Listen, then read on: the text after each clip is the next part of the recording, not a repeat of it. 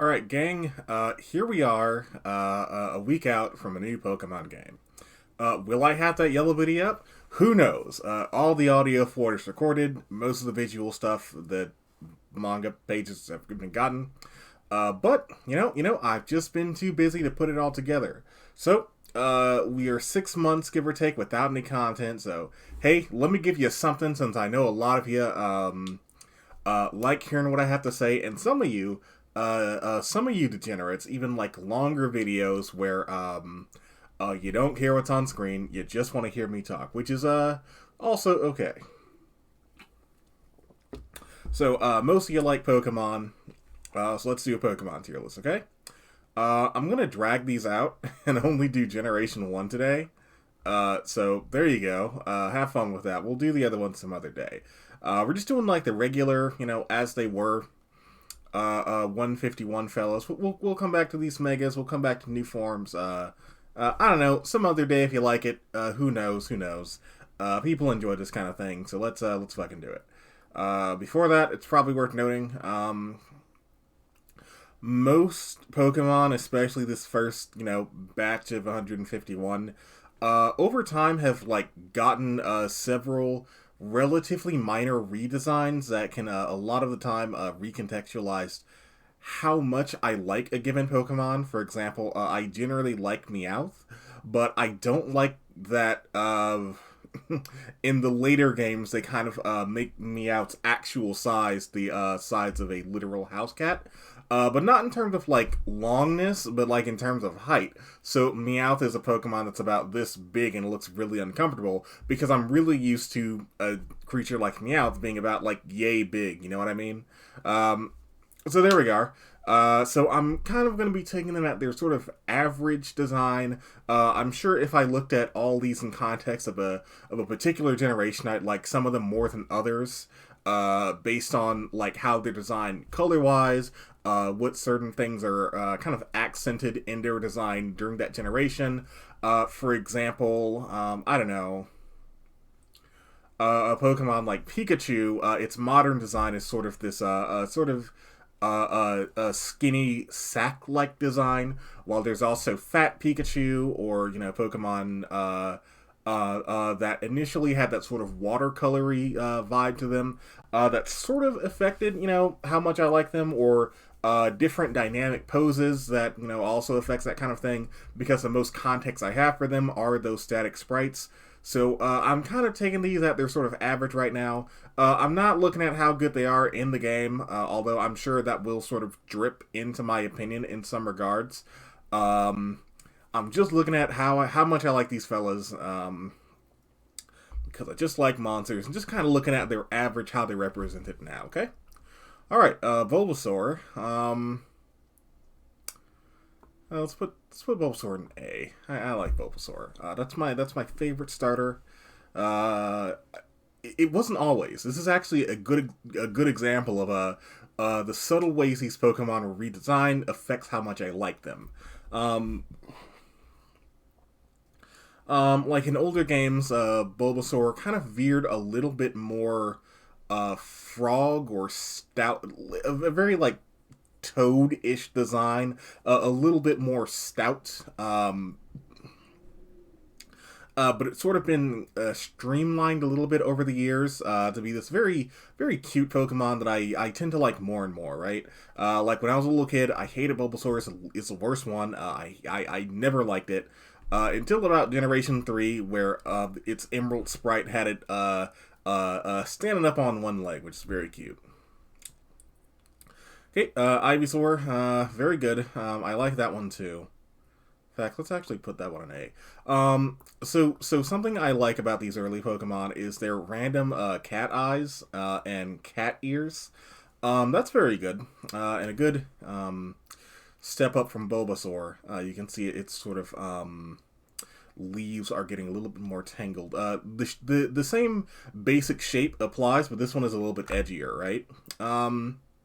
Something that I try not to be a boomer and needlessly dunk on new Pokemon designs, but it just sort of is what it is. The newer, starting from like maybe as early as around like Generation 3 or 4, arguably, but definitely in Generation 4. The middle stage starter went from being like its cool teenage form, like a bigger and badder and cooler teenage version of the little starter, to sort of being this dorky middle, like awkward puberty phase that you'd be stuck with for most of the game because, they evolve around level 35, give or take, level 36. But the game ends when you're about level 40, so you're stuck with this middle guy. And I think Bulbasaur turns into Venusaur a little earlier than the other ones, but I do like Ivysaur's design. It has the same base as Bulbasaur. There's a very obvious, evolutionary chain here. Same is basically true for Venusaur. In the sense of it definitely reads as a elder Bulbasaur. I like that. In fact, I like it maybe a little bit more than Ivysaur. I like that this is not just an adult cool form, but an old form. And I really do enjoy it. It has even more elephant-like legs, I suppose, maybe with like kind of claws. Its little bud on top has turned into more of like a palm tree shape. That's very good. I love its bloodshot eyes. Not because it's angry, because it's just old. So that's very good. I think everyone and their mother has said something to the effect of like, oh yes, King Sugimori was right when he said Bulbasaur is the platonic ideal of what a Pokemon is. But that's basically true. It's like an animal, but not. So there we go. Charmander, okay, I'm not gonna lie, I like this one, this Charmander, Charmeleon, Charizard, the least of the three starters. I'll be direct with you. And I think, maybe its hype bias does taint my opinion quite a bit. I'm not gonna tell you it's overhyped, even though I do think that's basically true. But I don't think I can tell you with a straight face that opinion is not necessarily because, everyone else says so. But I do think Charmander is very cute. So it goes in A, but underneath. No, I don't think I'd be excited to see a Charmander. I don't know. I think its color. There's something about the color that just I don't like as much. Maybe the orange on it. I don't think I like the shade of orange, and I don't like that its snout is a little too short for me. I don't know why. But I do like Charmeleon. I like that it is way more red. It follows the same convention of this is the older, cooler version, and it's hotter red because the Pokemon itself is hotter. The flame on its back is a little bit more intense. It has a more deliberately dragon-like design while also keeping that sort of lizardy vibe too. It has the longer snout that I want, so that's good. Very good. Okay. Alright, I'm gonna get canceled for this one. Even more than wearing a shirt that says support black cosplayers, which is very Shun from 7 Art, and you should buy that shirt from them. I'm gonna have to because my washing machine rips away graphic tees. I'm getting canceled for this one. It's fine. So here, I'm gonna level with you, right? It is interesting that in context of Generation 1, that there is a literal dragon Pokemon, right? Because there really aren't too many of those. Like just an old school dragon. But, I don't know, there's something about this guy's belly. Like, it doesn't really seem very fearsome. It just seems like a bit of a dad bod, you know what I mean? And, if I want a dad bod, like, I kind of have that at home, you know what I mean? I got beer belly at home, okay? I don't know. I don't like Charizard's beer belly. I don't like how it goes from the hotter red of Charmeleon back to the orange of Charmander. I guess I'm kind of into its wings being a green. That's good. I don't like its little tiny claws, like its little nubbies. Maybe I'd like it more if it was a larger Pokemon and it didn't really have human-like hands, but more of a fearsome, maybe more dinosaur-like appearance, where its little tiny hands are more of a quality that a T-Rex would have. Maybe I'd be more into that. I'm sorry, y'all. The more I talk about it, I'm sorry. I'm actually moving this to high C. There we go. Sorry. I mean, there's a lot of cool stuff about Charizard, but I feel like all those really cool traits are things that we are kind of told about it and not what it actually is. Like, it is really dope that, Leon has a Charizard, and it's very cute that he is, he's you. He's you, the millennial watching this video. He's your avatar. So naturally, his ace would be Charizard. Charizard's by far the most popular Pokemon, but man, I just do not understand why people like this thing so much. It's just a adult Charmander, but I wasn't really super duper thrilled with Charmander either, so it's fine. Sorry. Squirtle, I really like Squirtle. I like its shape. It's shaped like a friend. Um, yeah, that's really all I have to say about it. It just has a very cute shape, very turtley. I like its shade of blue that they use. I'm into that. I'm into the contrast between the two shades of brown for its shell. I like the little pattern for its front belly as well. It's just a fun little guy, you know. War Turtle.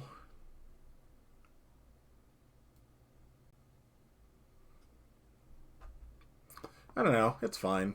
War Turtle's okay. I so. Hmm, do I like it more than Charizard? No, no. I think I like the idea of Charizard more than what Charizard is. So I like War Turtle a little bit more. So part of the reason why I don't like War Turtle as much is that Blastoise is a little bit dissimilar to what it is. And that's because, to my understanding, War Turtle was going to turn into a larger turtle Pokemon that carried on that sort of cloudy wing thing that it had going on. With its bigger, fluffier tail and like a little ear situation. I really like the shade of blue that it uses, though. Yeah, I do like that. I really like that shade of blue as well. So there you go. It's fine. It's like low or like mid B, I guess, or high C. Note, I'm putting Charizard in like higher C, I guess. You'll see more contrast with the rest of these guys. Blastoids. Oh wait. Oh shit. I like you guys better than Charmander. Sorry about that. Blastoise is fine. So this was the first Pokemon to sort of suffer from, at some point it was going to turn into something else and we had to figure out something to do with it. He's just a big old guy, you know? He looks like Pete from Goofy. You know what I mean? Like, if Pete was a Pokemon, but I also kind of like Pete. I kind of like it. It's a big, dumb, bravado-looking face. I like that it has two big cannons on its back. Actually, yeah, a lot of these Pokemon I've been looking at for since I was literally fucking 7, like before I could goddamn read. So some of their design aspects, I will admit, I'm kind of taking for advantage, or taking for granted, rather. I like Blastoids, actually. Yeah, that's okay. It's like low A, I guess. Um, it's fine. I don't like how they didn't continue some of the cool stuff with Ivysaur. I'm sorry, with War Turtle. I don't like how it doesn't have the big puff. It doesn't have the ear thing going on. But that's because it was designed to be something else. But I can't really base these on how they initially were going to be. I have to base them on what they are, and what it is. It's fine. Hmm. Nah. There we go. Yeah, that's fine. That's fine. Oh, and it's also big. I don't know, for whatever reason, Venusaur and Blastoise read as big, but Charizard does not.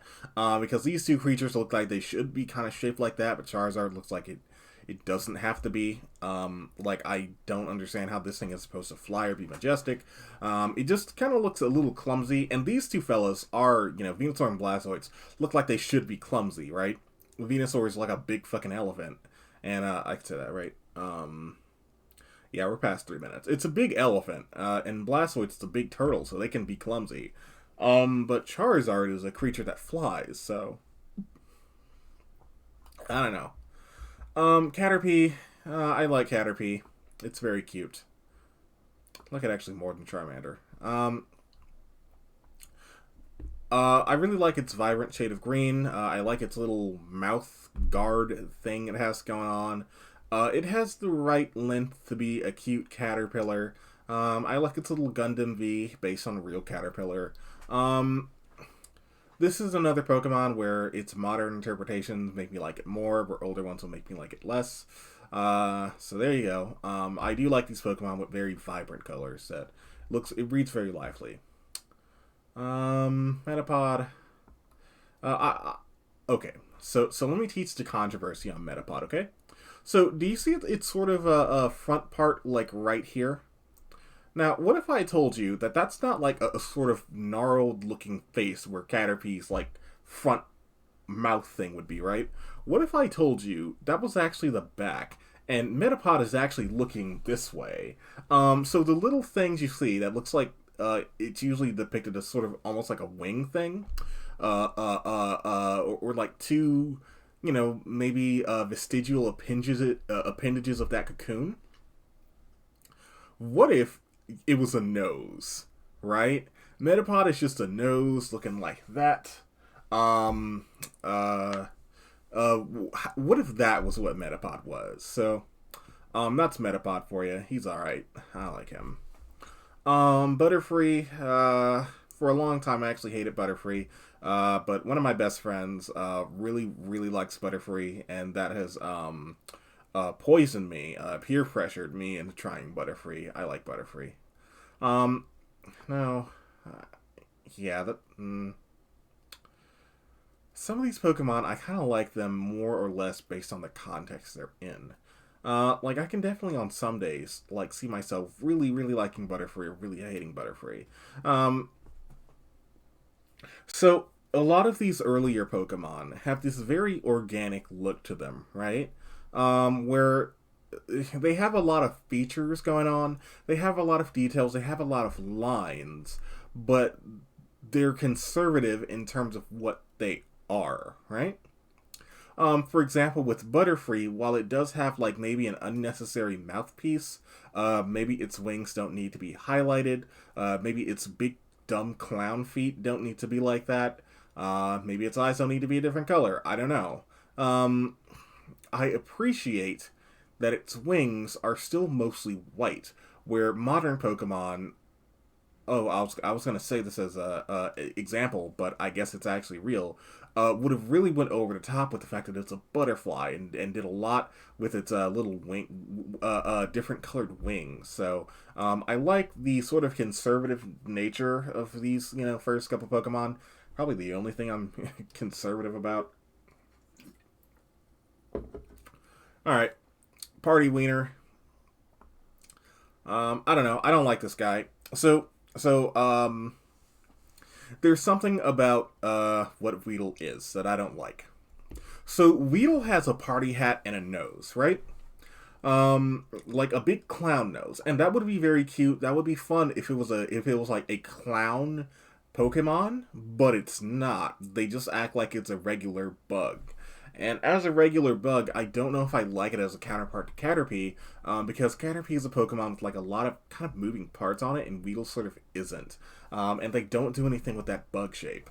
Or they don't do anything that sort of clown motif that it has, where it's like, like the little, the stinger is like a party hat, and its nose is like a big clown nose. And that's a cool idea that they do nothing with, which makes me dislike Kakuna as well. No, I don't think there are really any Pokemon that, like, truly go into D for me, from these first couple. No, it's fine. It's fine. Nah, I don't like Kakuna. So Metapod and Kakuna are a little bit similar, but there's something about Kakuna that I don't like. Maybe it's kind of shifty looking eyes. I think it's the shifty eyes. It could be, you know what? I just considered. So Metapod's two little things, like if you look at it straight forward, the thing that I said was a nose, are sort of like two little vestigial appendages. So what if that's like a sort of its version of what will become wings, right?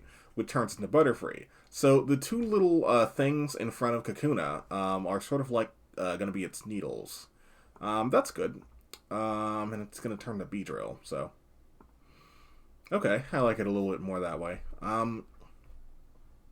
I almost like Beedrill, but there's something about its drills that I don't like. You know, the main feature of this thing that I just don't care for. I think it's how most of this Pokemon looks mostly organic, which is very good, and I like that. Like, it just looks like a regular bee, but it has like two regular, you know, dare I say, humanoid appendages with like two big drills. I don't know. I'm not a big fan of that. It feels a little forced to me. I know I said I like it on Blastoise, but I don't know. There's a more natural implementation to Blastoise that I don't feel in Beedrill. Okay, Pidgey. This is another Pokemon where it's not bad. It's all right. Well, I don't hate Pidgey. It's fine. It's just a bird. The first of it's just the X thing. But I don't really like its little accoutrements that they add. A lot of these Pokemon kind of live and die based on the kind of additional features that a normal animal wouldn't have. Do I like that? Yes or no? And with Pidgey, it just has a bad haircut. It's just a bird with a bad haircut. Pidgeotto has a reasonable haircut, so it's going in C. I like that it's just Pidgey, but bigger. Pidgeot is a very similar Pokemon, so much so that I would forgive pretty much anyone for thinking that these two Pokemon are basically the same, because they more or less are. But I like that it's a little bigger. The way it's depicted is a little bit more majestic, very proud. Unlike Pidgeotto, sometimes coming off as a little scrappy. And I think that thing I said before about pride, like the way it sort of comes off, that's what final stage Pokemon generally should be. Either like proud or elder or ancient or something like that, right? Rattata, I don't know. It's fine. It's okay. It's a rat. I don't have anything... Actually, you know what? This is a Pokemon. So I broadly think like rats in the real world are cute. But for whatever reason, nothing really sticks out to me about Rattata. I even like its little color it has going on. But I don't know. It just doesn't strike a fancy with me, so it's going in C. Raticate, I like a little bit more, as a more, it's a very natural looking Pokemon. I kind of have a soft spot for these natural looking Pokemon. And mind you, a lot of these Pokemon that I'm putting in B, I'm not even necessarily going to be a huge fan of them. I just kind of like the role that they serve in Kanto as a larger whole. And I appreciate that Pokemon like Raticate, and are sort of, dare I say, apex predators in their environment, and that environment, by and large, are suburban areas right outside of cities. So I like how the smaller rats are kind of in more prairie and plains, and the bigger rats are found in deeper areas, and it kind of takes the role of a predator in the routes that it's found in.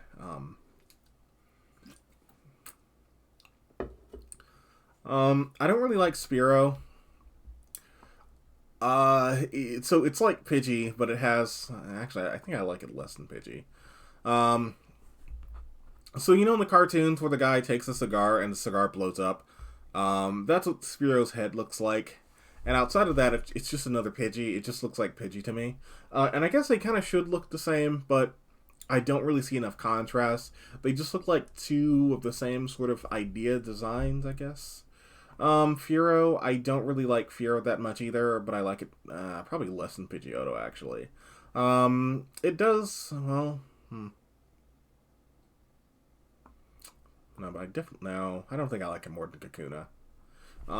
There we go. That's how I feel about, Furo. It's, so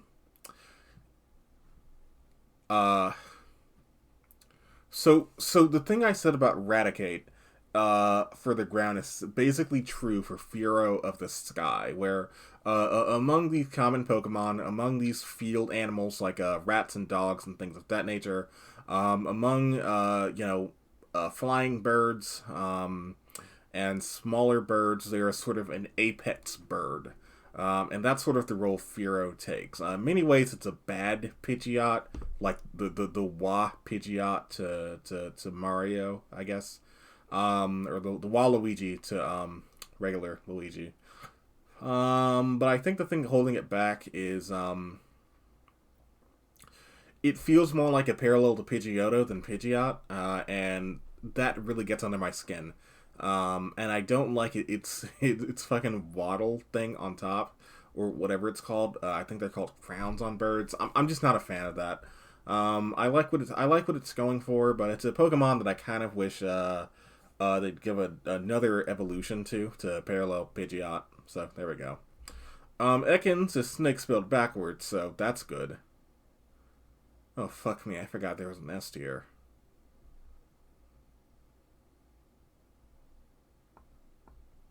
Okay, yeah, so Ekans is snake spelled backwards, so that's no, but seriously. There's something about Ekans that I don't like. I think it's a little bit too round for me, so I don't know, it's a little too round, a little too fat. I'm not a fan, but I am a fan of Arbok. That guy's pretty good. I appreciate that it's a deeper purple. An earlier Pokemon, it had like 4 different designs, not in the game, but like in other Pokemon media. Like usually the manga, or like various pieces of flavor text. It's a big snake. It's a big snake, and I appreciate that. Big snake is good. Pikachu, okay, so, no, but seriously, so modern Pikachu, it's like here, but Fat Pikachu, Generation 1 Pikachu, my Pikachu, the Pikachu, President, the Pikachu President Clinton, that, my friends, is an S tier Pokemon right there. So this is President Clinton's Pikachu. Okay, Raichu. How do I feel about Raichu? So I like Raichu more than Skinny Pikachu, but I like it a lot less than Fat Pikachu. It's an okay Pokemon. It's fine. I like it well enough. It does give that proud air that I like in fully evolved Pokemon. That's very good. I like that. I really like its color palette. I like that its tail is an electrical wire with a thunderbolt coming out at the very end of it. It looks like an axe. That's really fun. There's something about this guy that just doesn't quite connect. I don't know what it is, though. Maybe it's that there's no red in its design? I don't know. There's something charming about all the colors here, and you can definitely see the legacy of Fat Pikachu with the tail and the white tummy. Those are 2 qualities Fat Pikachu had, and its little legs. It's more field mouse like legs. That's very good. But I think a lot of these other Pokemon just have a little bit more going on. So, there we go. It's okay. Sandshrew.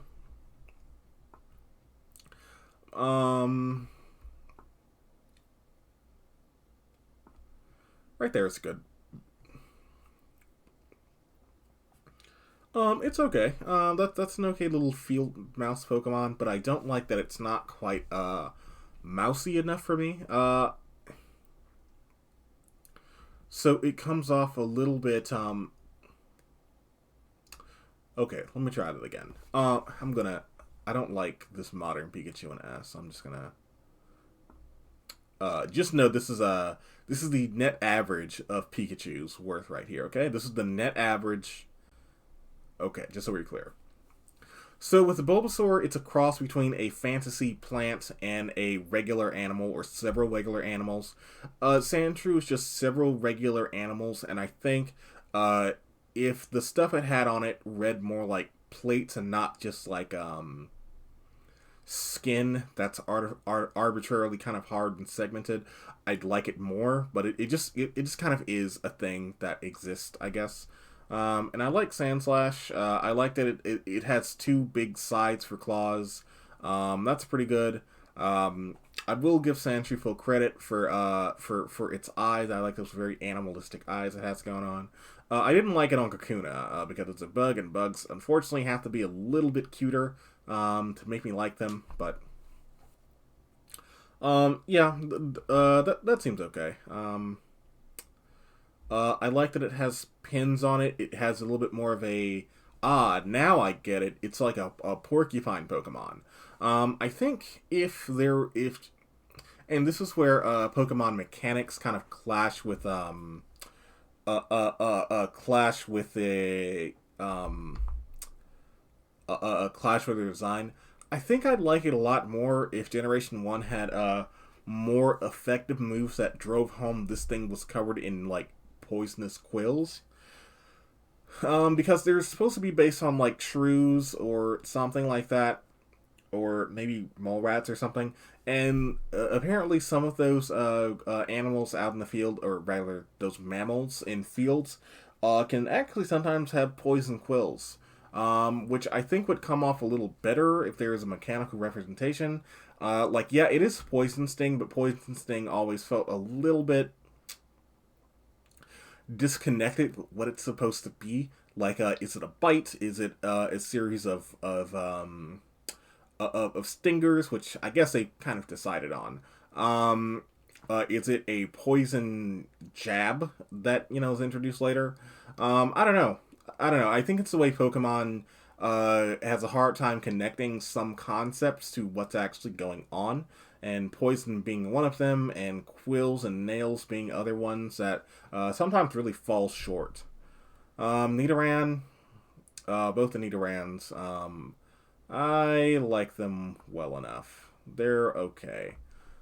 They have very rabbit-like qualities. I like that. That's pretty cute. I think they're a little too abstracted away from rabbits for me to really, really enjoy them. But there we go. The same is basically true for, actually, you know what? I'm actually not really too fond of Nidorino and Nidorina. I think they're just a little bit too complicated for my taste. Well, okay, let me try that again. They're a little bit too complicated for what they are. And I'm not really sure what they are. I like that they're very monstrous in design. And you can definitely tell that these are some of the earlier Pokemon design. Like we all know. Yeah, I know. Don't fucking comment. Nidoking's the first Pokemon design, or one of the first, along with Rhydon. But they had to sort of backtrack what turns into a Nidoking and what turns into a Nidoqueen. And I think they leaned a little too much into the sort of edgy teen form without like a solid idea of what its base form sort of is. And Nidoran, male and female, actually, the more I think about it, the less I like them, actually. And what that is rabbits, right? And it is fun to have a monstrous rabbit, but I think it's abstracted a little too much, and feel maybe a little bit incongruous with what they actually kind of are supposed to be. I can feel those edibles kicking in, so these are gonna start getting a little rambly. Right. So Nidoking and Nidoqueen. I really like Nidoking. Okay, so Nidoking in 2D is S, definitely. In 3D, probably like here because it's so small. But I'm gonna judge him in 2D. Okay, if I'm judging him in 2D, then I guess I have to put up Bill Clinton's Pikachu.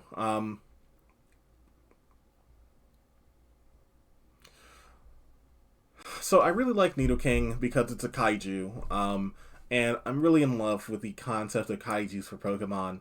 In fact, looking at this list, besides Charizard, I think a lot of these are based on how much I'd appreciate them if they were 100 feet tall. So I guess that's basically it. Nidoqueen, I almost like as much, but it has titties. Sorry, Gardevoir fans. I don't know what to tell you.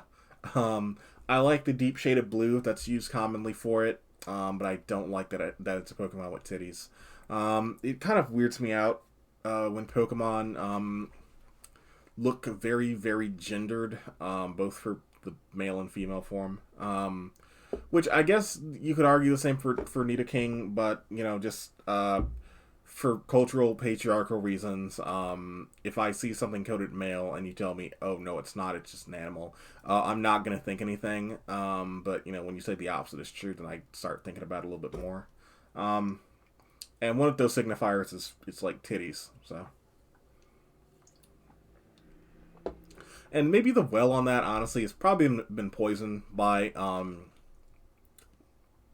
female-coded Pokemon like Gardevoir. So when I see Nidoqueen, I see, like, Lopunny and Gardevoir, but, like, who does this appeal to? And I don't know, I don't like its little 5 o'clock shadow thing. I appreciate what it is. It is another, giant monster, but it feels like Nidoking got too much love and Nidoqueen got not quite enough. So their designs feel a little bit underbaked. But weirdly, I like Nidorina a little bit more, for some reason. I think it's because Nidorina is shown, on two legs a little bit more, so that might be it. I'm only getting the Gen 1 one, so I'm ignoring their baby forms. We'll get to them when we get to it. Clefairy is a Pokemon I like, but I don't have super strong feelings on. The older I get, the more I like Clefairy. I appreciate its sort of star shape. That's cool. I like that it's a Pokemon from space, so that's good. But I really don't have much to say on it.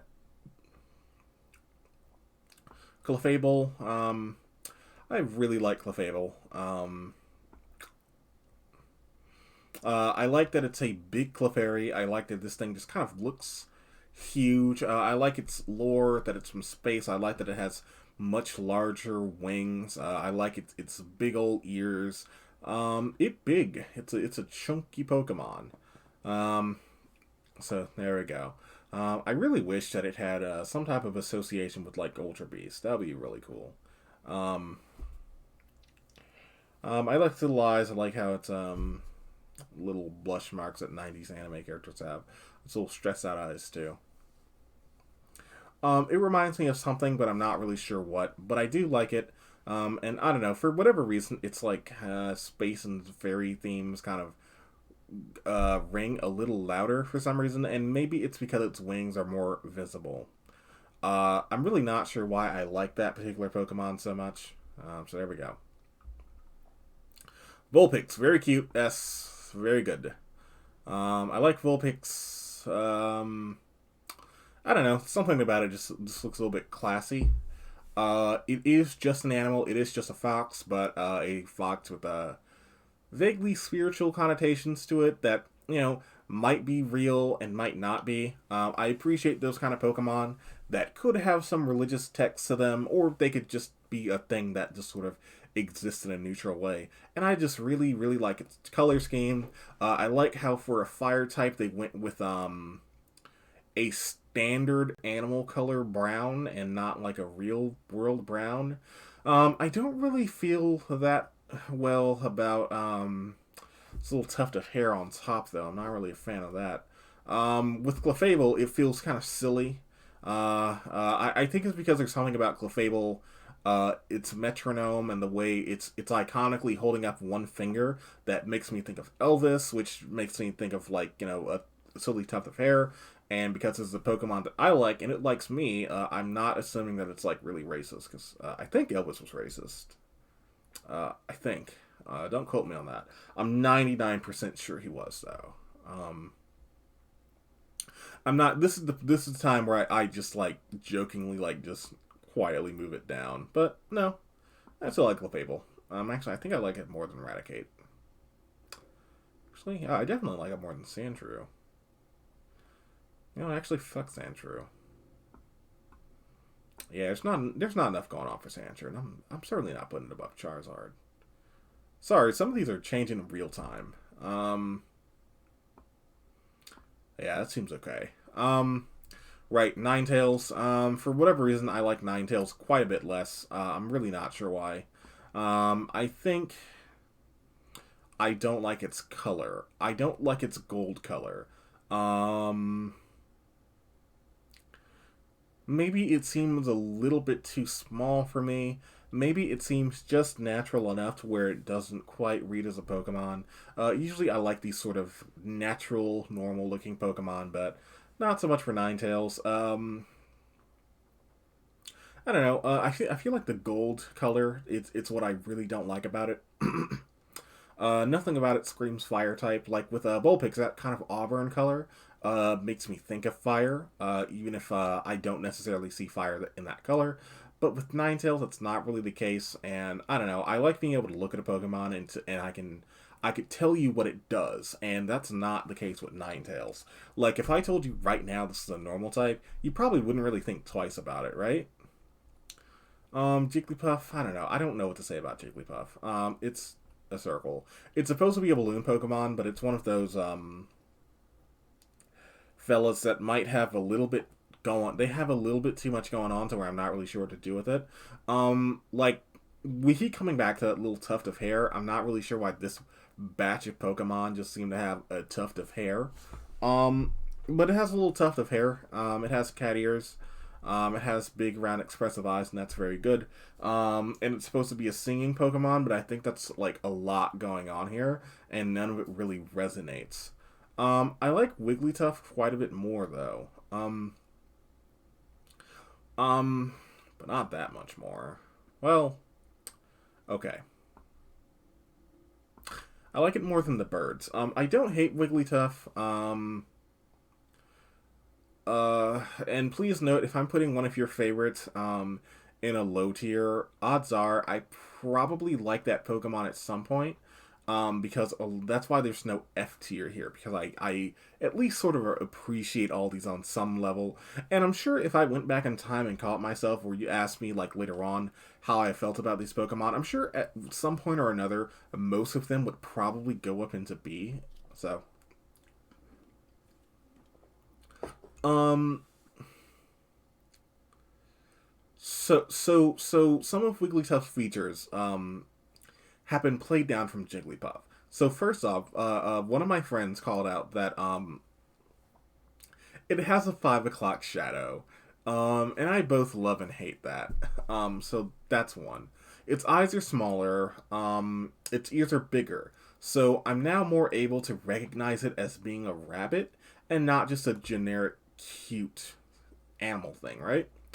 But it's also supposed to be a custard Pokemon.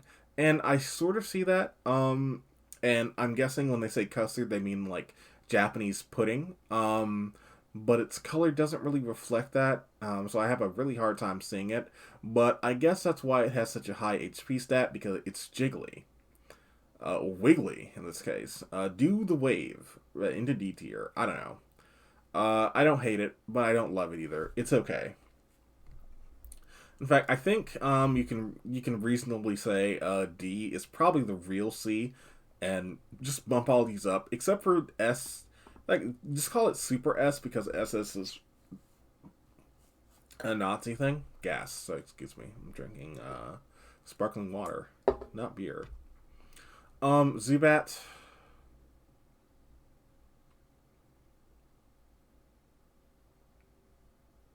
Well, I don't know.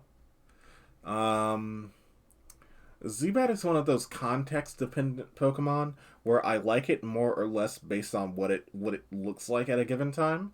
But broadly speaking, I like the idea of Zubat, but I don't like that its body feels a little bit too long for me. So I'm really not a fan of that. So sorry, Zubat.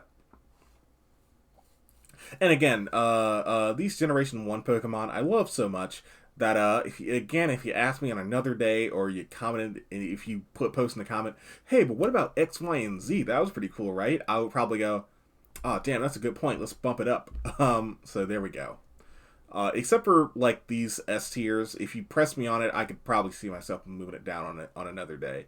I still don't like visually Pikachu being an S, so let's just move it down here. Because I'm tired of looking at its modern sprite that I really don't like. I really hate modern Pikachu. In fact, you know what? Modern Pikachu has done too much damage.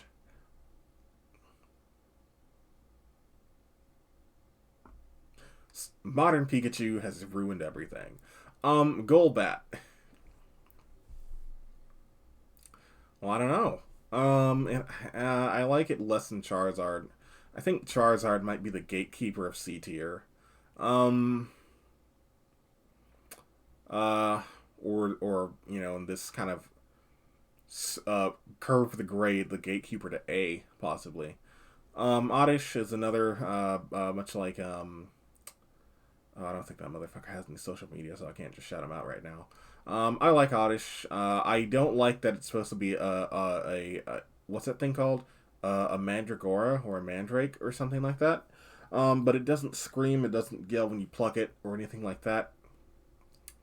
But I like that it's a nighttime plant Pokemon that just sort of walks about minding its own business, similar to like a Pikmin. I like its color choice. I like its red eyes. I like everything about Oddish. It's really good. It's very cute. Gloom is a stinky Oddish. It's an adult Oddish that it's kind of grown out of its baby phase and into a sort of gross phase. I really like Vileplume too.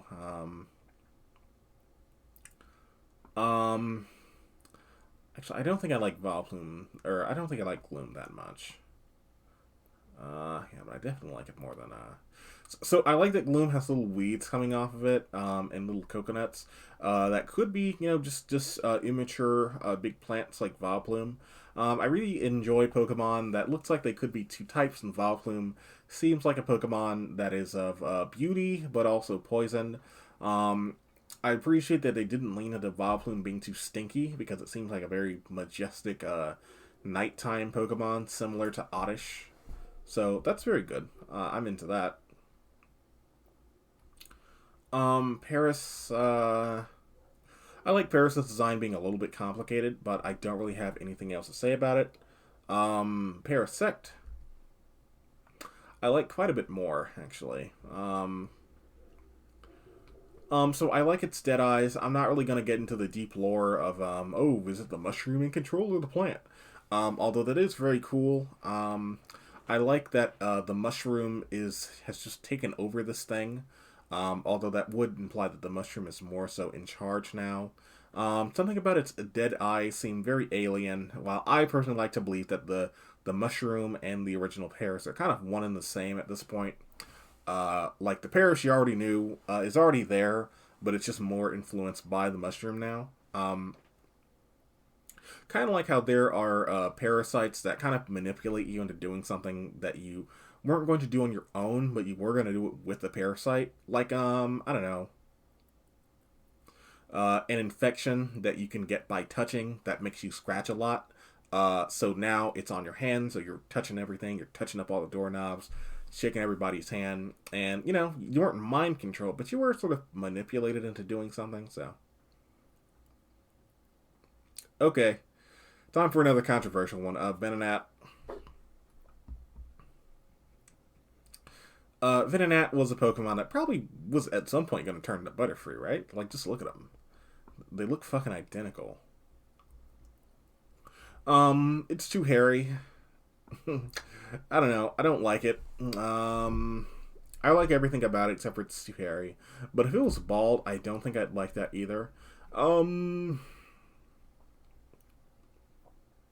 don't have any strong feeling about Venonat. I like its color. I like its, I don't like its little flesh-colored legs, though. It's fine. It's okay. I don't mind it.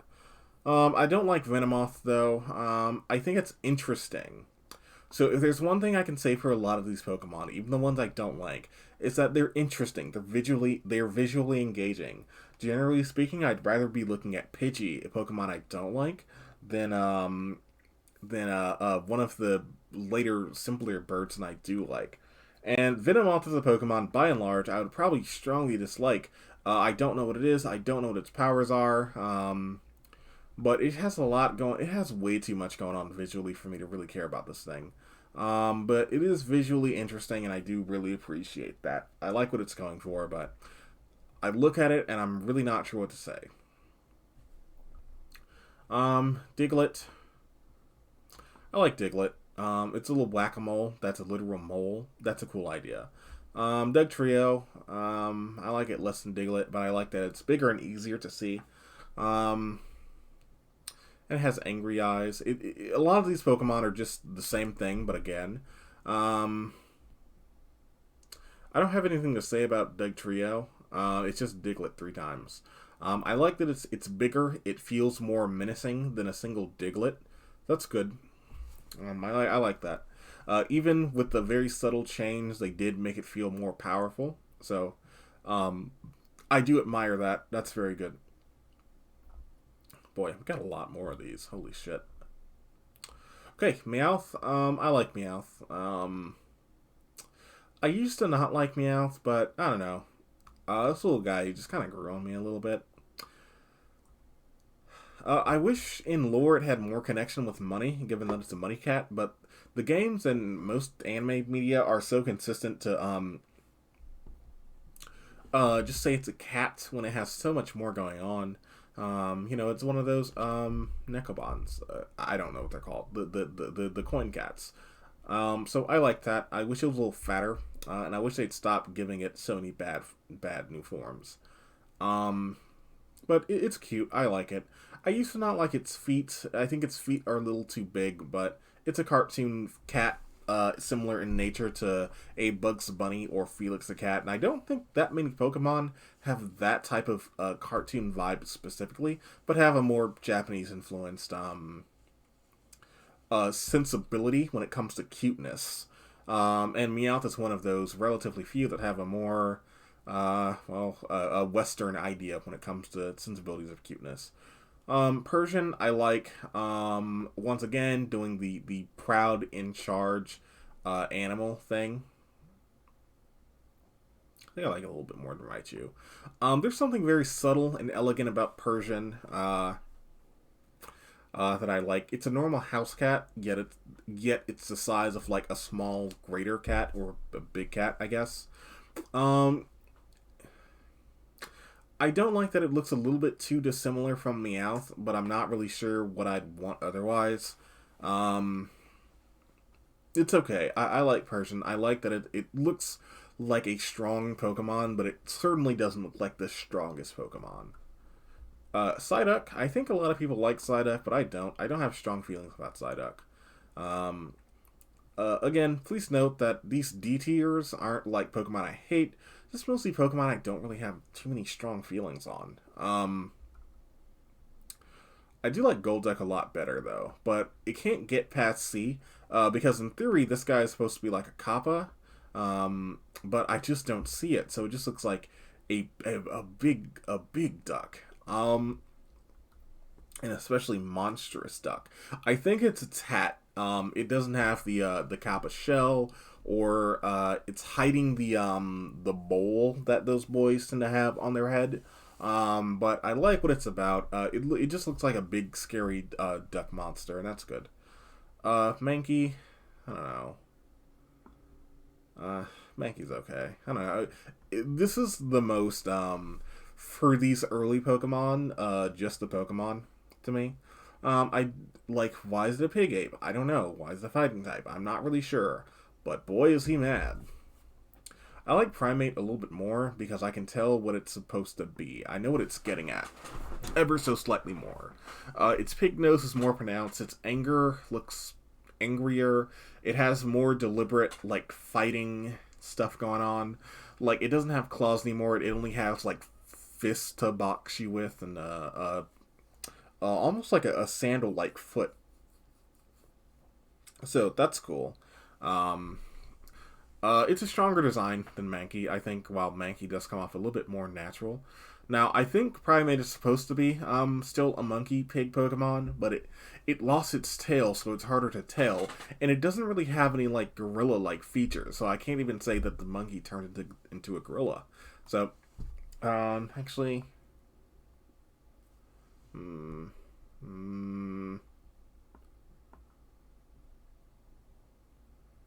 yeah, that feels about right. Okay, Rowleth is a dog.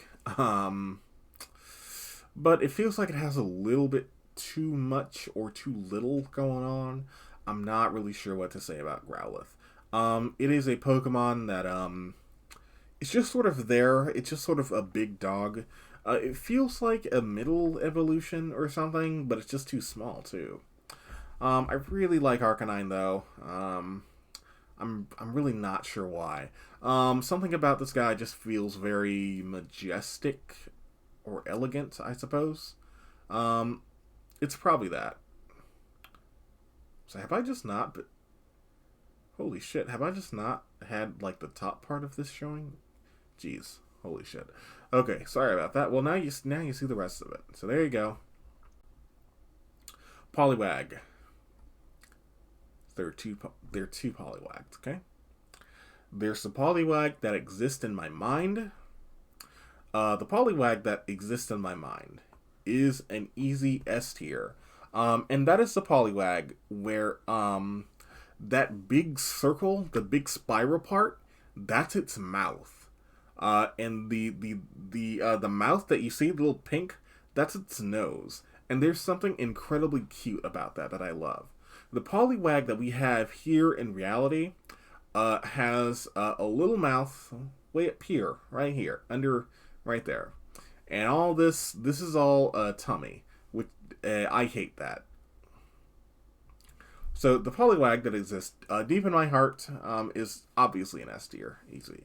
The Poliwag that we get, I don't know, I think if I saw this thing swimming more, because a lot of these water-type Pokemon really don't do much swimming, I would like it more, but it has to stand upright. So the fact that that's the belly doesn't quite read right. And it could just be a cultural thing, where Japanese children do have a little bit more of an obsession with the bellies of tadpoles, because you can see through them. So, I don't know. I don't like it. Well, I don't hate it, rather. It's okay. I like its coat of blue, and the Poliwag that exists in my heart is still the one that I see. So, Poliwhirl, S. And not even because of the manga. I liked it already, even without the manga, but the manga did help. It's a big cartoon guy. It's an adult tadpole, not a frog. It's an adult tadpole. I really appreciate that. It has this very 1930s like black and white cartoon vibe to it, because of those big old hands, those big black and white hands, and its little eyes that are popping up a little bit. And I guess that makes sense, like, when you ask, like, what does a adult tadpole, but specifically not a frog, look like? Which is an interesting question. Poliwrath, I like Poliwrath. But not more than any of the starters. Well, maybe more than Charmeleon. But I like it way less than Poliwhirl. No, see, but that implies that I like it more than Blastoise. I do like it more than Charmander, though.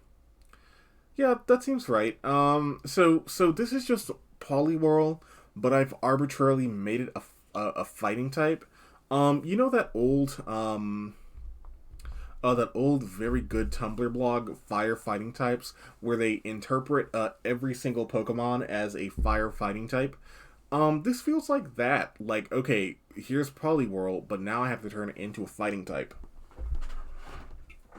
I've been talking for like an hour. Hope that didn't pick up on the audio.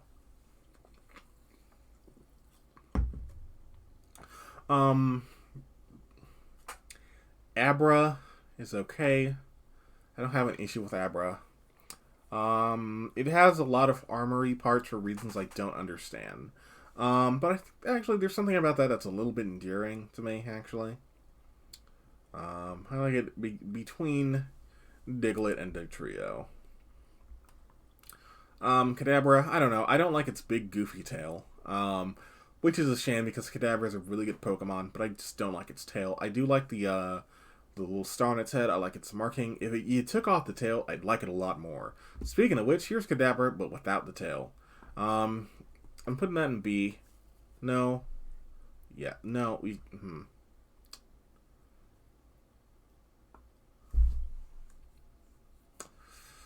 I like it about as much as Clefable. There we go. So I like that it has 2 spoons. I like that it has a big mustache. I like that it lost a tail, but I don't like that it lost a star. Something about that star that added a lot of personality. And Cadabra is one of those Pokemon where being in 3D really hurt it. Same for maybe Alakazam too.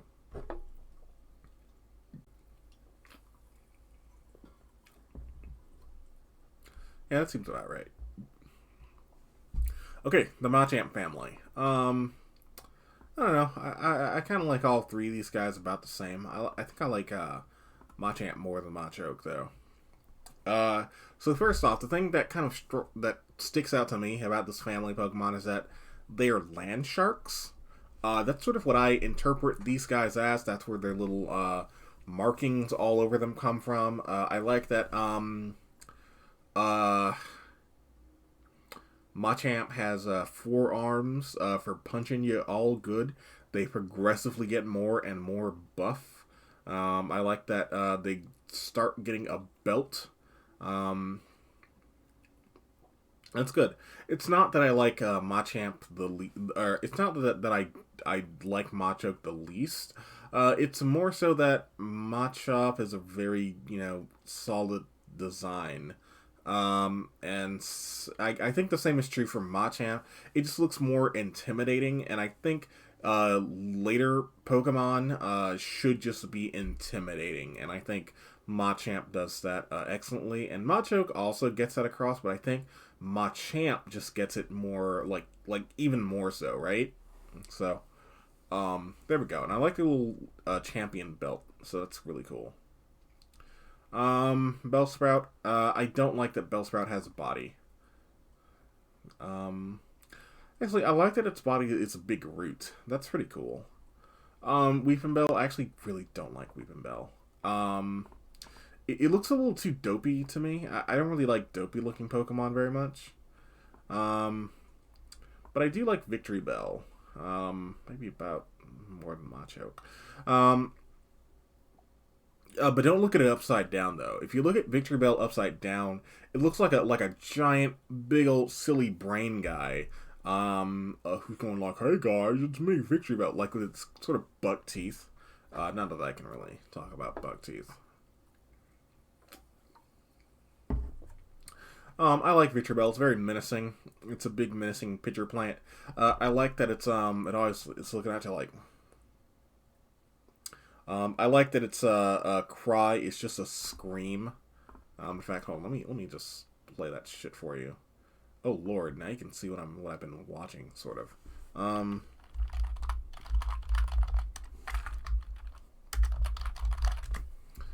Are you ready?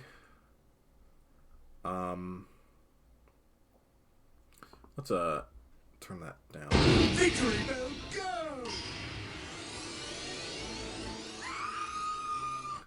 Yeah, it just screams at you. So that's very good. That's a very funny. I don't know how Discord is gonna handle me playing that or taking a second to show you that. Oh, I'm sorry, not Discord, OBS, because I haven't optimized for recording my computer. So if that was 10 seconds of silence, sorry about that. Tentacool, I really don't like Tentacool. This might be my least favorite Gen 1 Pokemon. Or at least a strong contender. Because it's one of the few that I really I don't really know what to say about it. Like, with some of these, I understand, like Psyduck. I understand what it is, so I don't have anything to say about it. But with Tentacool, it looks a little too dissimilar from a regular jellyfish, but it looks a little too detailed to be a particular monster of any sort. I don't like that it only has 2 tentacles, because jellyfish are like, they have multiples, you know what I mean? It doesn't seem jelly-like enough. Maybe if this was, like, pitched to me as a smart Pokemon, similar to, what's that guy called? Malamar, or Malamar, which is an evil jellyfish Pokemon, then that would make sense to me. I don't like its little beak. I don't like its eyes either. I don't know. I don't like the bottom half of Tentacool. The top half gets like an A, because I like its little, jelly crystal eyes. I like its giant evil looking head. But I don't like the bottom part. I don't like its little, 2 little shoulder pads for its 2 tentacles. I don't like the tentacles at all, really.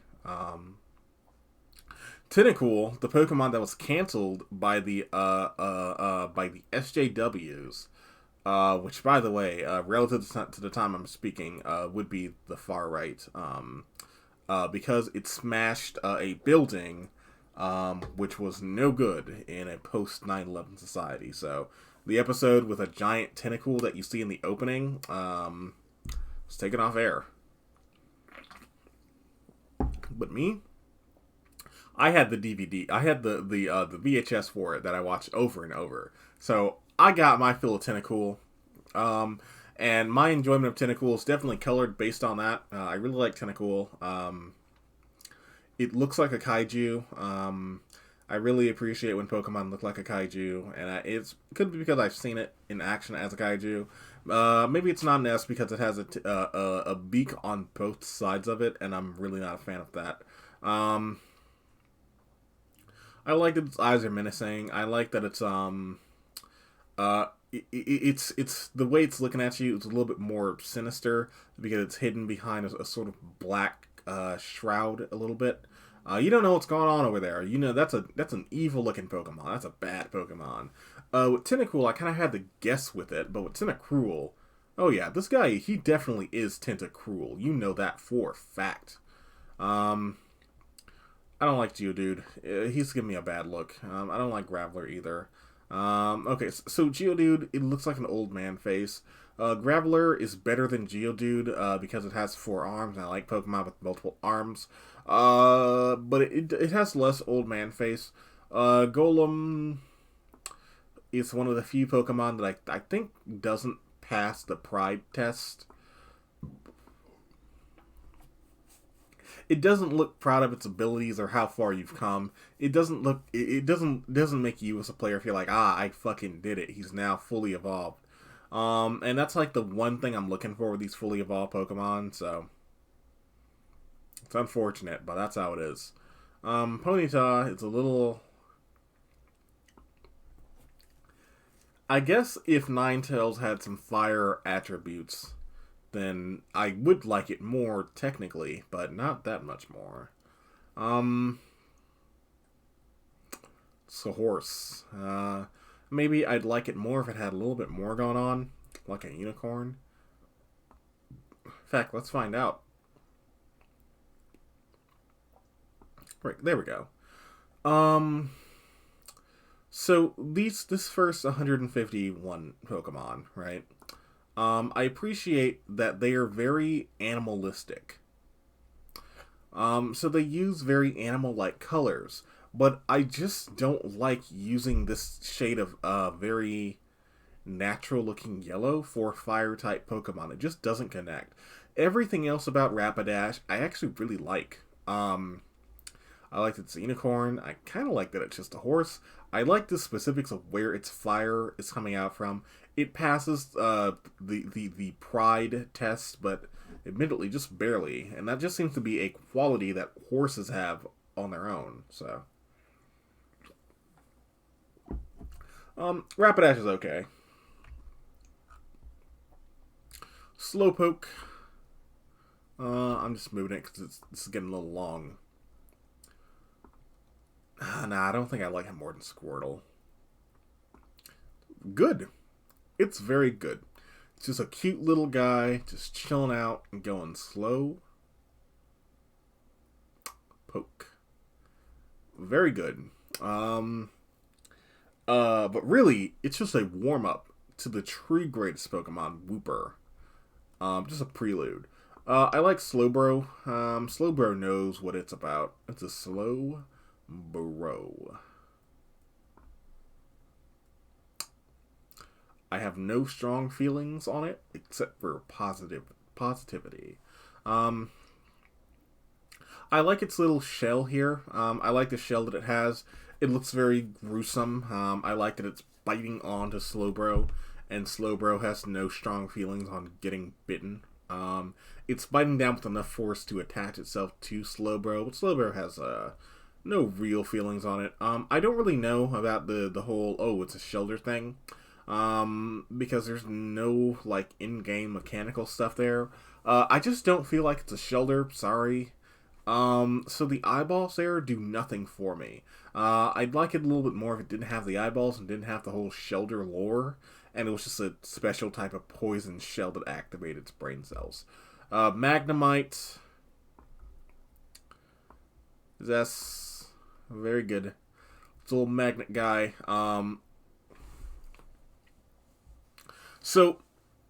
Generation 1 of Pokemon, and I guess all Pokemon games have a little bit of this, but I think it's the most active in Generation 1 when it comes to the pure design elements of Pokemon. Pokemon is a world that is not recently being industrialized, but in a sort of post-industrial revolution where people are sort of figuring out how to live together with Pokemon. And one of the byproducts is the occasional man-made Pokemon. So you have a thing that's just little bits of scrap metal, like magnets and screws and maybe some lenses, that somehow gets life. And there's something about that I really appreciate. The same is basically true for Magneton. I think I like Magneton a little better because I have bad eyesight, so I can see it. It's a little bit more complicated than Magnemite, but it's okay. There's a whole evolutionary chain to these artificially made Pokemon that I really appreciate. I like that it's one eye. It's somehow just a bead eye, and yet very impressive. I like the sort of haphazard nature of Magneton as well. Just 3 Magnemites stuck together. I understand that. And I know it's unimpressive, but I already like Magnemite, so that's why it goes so high. I don't like Farfetch'd. It might be one of the worst used Gen 1 Pokemon. I don't even give a shit where it goes in D. I don't even think I care about D. In fact, actually, Golem and Wigglytuff are sort of the gatekeepers of D. Outside of that, I don't really have super strong feelings on them. In fact, actually, you're going down in D2, sorry. Yeah, that seems right. Doduo. So, some of these Pokemon, so as I said before, I like these sort of man-made Pokemon. And I will stand, the hill I'll die on is these Pokemon that are a thing multiple times are a byproduct of, potential waste and runoff from places like the power plant, or, having a bunch of ships in Vermilion Harbor and, like, fishing, or, that kind of thing, right? And I feel like Dodrio was a concept, the Pokemon that came first, and they had to figure out what turned into Doduo. So I really don't like Doduo. I don't really care where things are in TT, or I'm not gonna lie. But I really like Dodrio. I don't know. It has 3 different heads, and they all have different feelings. Like, one's confident, one's sad, and one's angry. That's very good. I like it sort of. It looks a little bit complicated. But not enough to where I can tell what this thing is. This is a big bird with 3 heads that all have a different emotion that likes to run. If I can look at a Pokemon and I can tell you exactly what it's supposed to be, then I think that Pokemon is a winner. And I know that's not always the case with like Bulbasaur, I guess. But if I look at a Pokemon and I can reasonably tell what it's about, that's sort of what I'm looking for.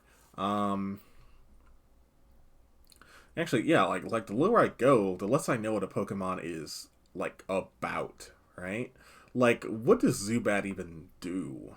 Like, I can tell Goldbat is some type of predator. Probably has like a long old tongue. Really likes biting down on you. Golduck is a swift swimmer of some sort. Charizard is a big old dragon. Mankey is a big old fight guy. But these guys down here, I don't really know. Like Geodude is a rock guy, but what can I say? Seal is down here too. I don't know. I think it looks a little bit too silly. Yeah, maybe this is the opposite of Ponyta, where I don't know. It feels like Dugong was a Pokemon that they had in mind already and had to figure out what turns in or what this Dugong evolved from. And Dugong's just a big white seal. Also, I think Seal's name is just bad too. So there you go. Dugong, Seal is they had to figure out what Dugong evolved from. And Dugong's just a big ice seal Pokemon. Just a big old guy that takes the place of both a seal, like a literal seal, the animal, and a Dugong. Which I guess I can sort of respect that. Grimer. I don't know. I kind of like these man-made Pokemon a lot. Muck is more Grimer. I kind of like that Muck's like kind of slime going on there.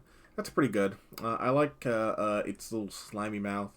I love these sort of man-made Pokemon. I love the context that it exists in.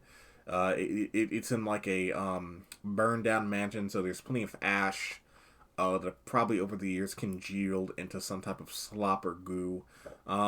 It's associated with Celadon and Gen 2 because it's a big city. That's pretty cool. And big cities don't have clean water. Like I live in one, and the thing that I joke about is one of the lakes that's in my hometown. If you jump into it, you'll just die, and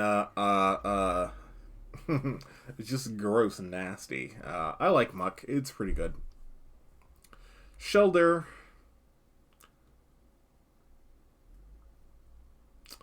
I don't know. I like Shelder. I like its big old silly tongue. Its big silly tongue is fun. Has little eyeballs. It comes out and it mocks you. Like it closes its shell, but then it opens back up to make fun of you. Think kind of like a Metool in Mega Man. I like the idea of that. I kind of like the way its shell sort of is. I know it's just a regular bivalve shell, but I don't think bivalves are supposed to open their shells like that in real life. So I like how it kind of feels like what a bivalve should feel like.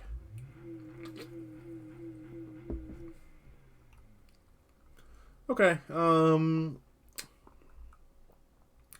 Cloyster. Okay. Yes. I know. Cloyster looks like a weaponized VJ. That's true. You can point out. You can get a picture of those somewhere on the internet. Take it next to Cloyster, and you can see side by side how anatomically they're one for one. I'm really not sure how that happened. It can't be an accident, yet I don't know what would motivate them to do that. Did they think that no one was going to notice? Like, that would be too stupid? Or that Cloyster has, like, so much other stuff going on? I really like Cloyster's Gen 1 sprite, where it's not oriented like a VJ, but, just, like, flipped on its side. That was pretty cool. I like how there is just sort of a family of Pokemon included with like Ghastly and Tentacruel, where they do just have a sort of core going on that they kind of hide behind.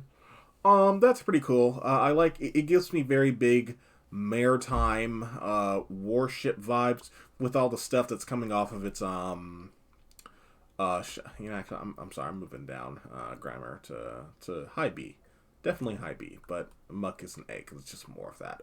But I like how much stuff it has on it. That's pretty cool. It really feels like a Pokemon that is impenetrable. Ghastly. You know Ghastly is an A. I'm sorry, this is getting a little too long. So, Ghastly is an A. What can I say about Ghastly that hasn't been said? I know. So, Ghastly is a Ghost-type Pokemon, right? So, it has a lot of weight to carry because the Ghastly line is the only line of Ghost Pokemon in Gen 1. So, most people say that it's a cartoon spooky ghost. I don't know if that's true. I've never really seen like a Western ghost that looks like that. They all look like Casper. I think they're just saying words that don't make sense. Ghastly is one part Hitodama, like, you know, the little spirit ball guys from Japanese mythology. Like, that's what a soul looks like, a little white spirit. But it's also a poison type, so it's a bad Hitodama. I don't know if those exist. If you're watching this, before I get around to uploading that, or finishing editing that Pokemon Yellow video, so Ghastly is a poison type, and it lives sort of adjacent to the power plant, and the power plant, puts out a lot of poison into the air and shit, right? So it makes sense that a gas and a ghost, which is, you know, very ethereal in nature, would kind of come together to form Ghastly, right? But on top of that, Ghastly also has those cute little fangs, too, which gives it a very, vampire-like vibe, including with its eyes that are, like, very big, and very sharp, which makes me think of, like, Dracula. Like, this guy has a very menacing gaze, which I really appreciate. So, Ghastly is a very elegantly designed Pokemon. Very commonly, its eyes are a little detached in, like, you know, the earlier generations, like 1 and 2. It's a little bit detached from you know, its actual body going on. Sometimes its depictions show it as varying levels of gassiness. Sometimes, like its Generation 1 and 2 sprite, it's just all gas. Sometimes it has a physical core to it. Sometimes it has more of a condensed core, but not necessarily physical, but still very obviously gaseous. So I appreciate that. Haunter.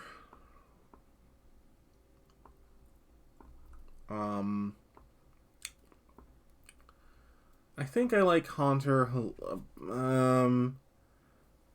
So it kind of depends. So the way Haunter's usually drawn is a little bit beefy or a little thick. And I like thick. I like thin Haunter more than I like Ghastly. So like its Generation 2 sprite. But on average, I like it a little bit less because it just looks a little too big. But I like what it has going on. I like that its hands are detached. Like in these sprites, I like how they have a red outline to them, so they're they're not supposed to be attached.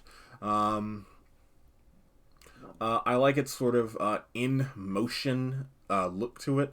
Like its cat ears that all Pokemon are legally required to have in Gen 1 are back a little bit, and it has even a second pair as sort of almost built-in speed line, so you know it's always going. It's always coming at you. That's fun. I like its little. It doesn't have the fangs anymore, and I'm not really as big on that, which is unfortunate. But I do like its little spiky mouth. So that guy's pretty cool. A lot of people put Gengar in S tier.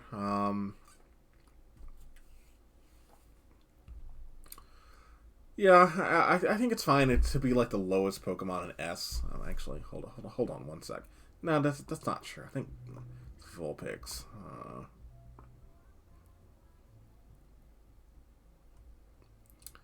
You know what? No, I like Gengar a little bit more. So, one, it's a negative to Clefable. I like that. That's pretty cool. I like the connection with space and the afterlife. That's a interesting connection that I don't see drawn, even though, Gengar and Clefable are both sort of depicted together. Sorry, I'm just looking at how long I've been going. That's pretty cool. I like Gengar's whole vibe. It's the most physical looking of Ghastly, Haunter, and Gengar. So I'm not a big fan of that, but maybe that's because those three Pokemon are sort of designed to look like it's getting more and more physical, so the threat is getting more and more real. Like Ghastly floats, Haunter can physically grab you, but Gengar is just in your face and ready to brawl. So that's pretty good. But I think its poison typing kind of isn't quite as connected, and I don't understand why it has Levitate outside of literally floating. And definitely a Pokemon that looks a lot better in 2D than 3D. I don't know if I like its cat-like ears, but I'm not really sure how else to handle that kind of thing. Maybe if its little top thing there was a little bit more had a little bit more flow to it. Or maybe if its whole body had just a little bit of flow to it, kind of like how Haunter does. But, it's really good. A lot of people like it, and so do I. Onix. It's so hard rating a Pokemon like Onix.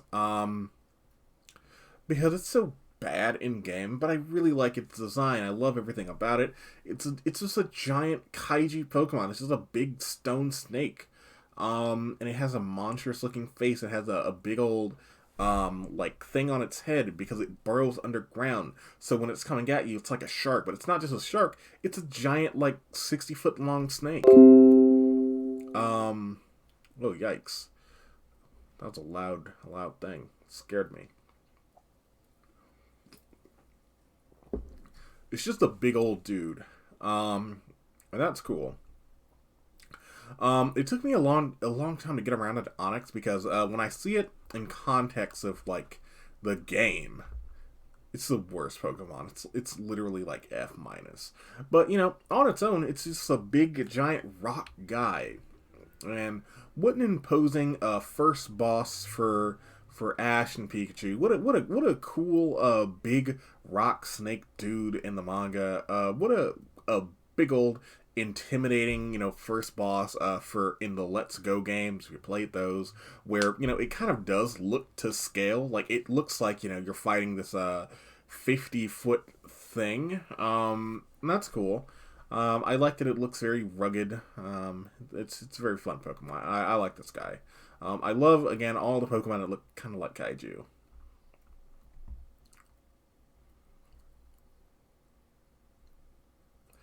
I really don't know what to say about Drowsy, and it's probably because I don't like tapirs.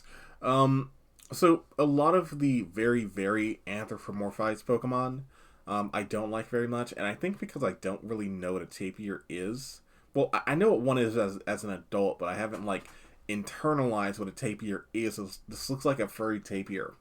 And I don't mean to do the meme of oh, I'm just gonna hate on furries. Hey, I love Beastars, and a lot of the reason why people hate furries is commonly for kind of homophobic reasons, because there are a lot of gay furries. In fact, I think furries might be disproportionately queer. And that's why people hate furries, but I don't know, this looks like a fat guy. A lot of creepypasta. I think I like Hypno a little bit better though. What can I say? I just don't like a lot of these kind of yellow Pokemon. I'm just racist against yellow Pokemon, I suppose. I'm just tempted to just shoot some of these guys down a little bit. Actually, I like that it has a little hypnotizing thing. That's actually pretty cool. I think I like, yeah, I think I like it more than. No, what the fuck is Bellsprout doing up here? Sorry, Charizard. I almost had you messed up for a second. Wait a minute, what did you... So get down in the don't care tier. Jeez. Krabby. Krabby. It's a crab. This is in the don't care in the don't care tier. I'm not always gonna keep that tier because we're gonna get way more Pokemon I just don't care about. As we continue on. I like Kingler. Okay, we're back to the Kaiji. We're back to the being proud of how big and strong you are. I like that it has a crown. I like that one claw is bigger than the other. I like the general size of Kingler. It has the girth, the ladies love. I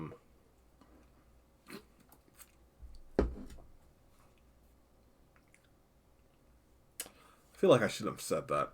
If you understand that joke, then you do, and if you don't look it up.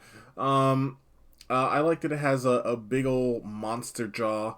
There's a monster in Dragon Quest called a Crabradabradoo. It's just a big crab. I like everything about Kingler. It's pretty good. It's just way cooler than Krabby. Electrode, I don't like how it has a mean face. I don't like that it looks so mad.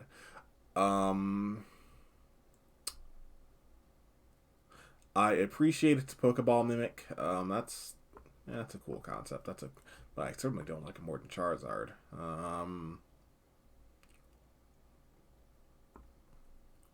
I don't like how its eyebrow has a little bit of brow shape to it. I'm not a fan of that, but I am a big fan of Electrode. That guy looks so happy. He's just juiced to be here. You know what I mean? He's hopped up and ready to go. He really turned that frown and himself upside down. I kind of appreciate him a little bit more as a Pokeball mimic. I think it's because I like his eyes a little bit more. They're a little bit more cartoony, a little bit more energetic. I like everything about Electrode's energy.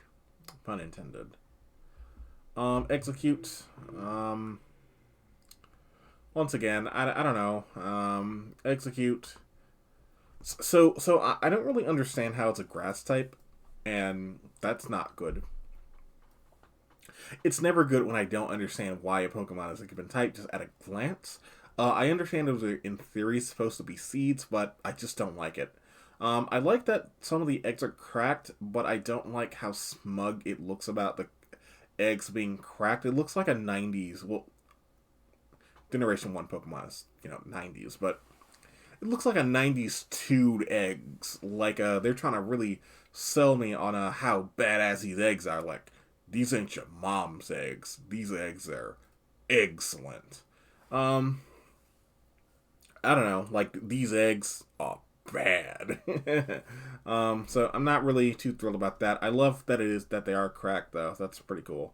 I'm not really sure why they're, like, psychic either. So, it's a pretty weak design that I'm not really too fond of. In fact, it's a little too high, actually. Let me just move these down here. Actually, I don't know what Mankey's doing up here either. They're going in the don't care tier. Okay, Executor. Okay, this is a Pokemon right here. This is a ooh.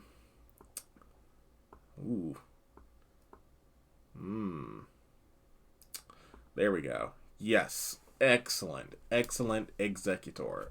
So it has three big goofy faces. It stomps around going Executor. In fact, actually, I'm gonna arbitrarily I'm gonna cheat just a little bit. So I like Slowbro more than Executor, but I'm doing this. I didn't plan this. This is just how it went out. This is what made me want to do a tier list just now. You know what time it is, people. You know what time it is.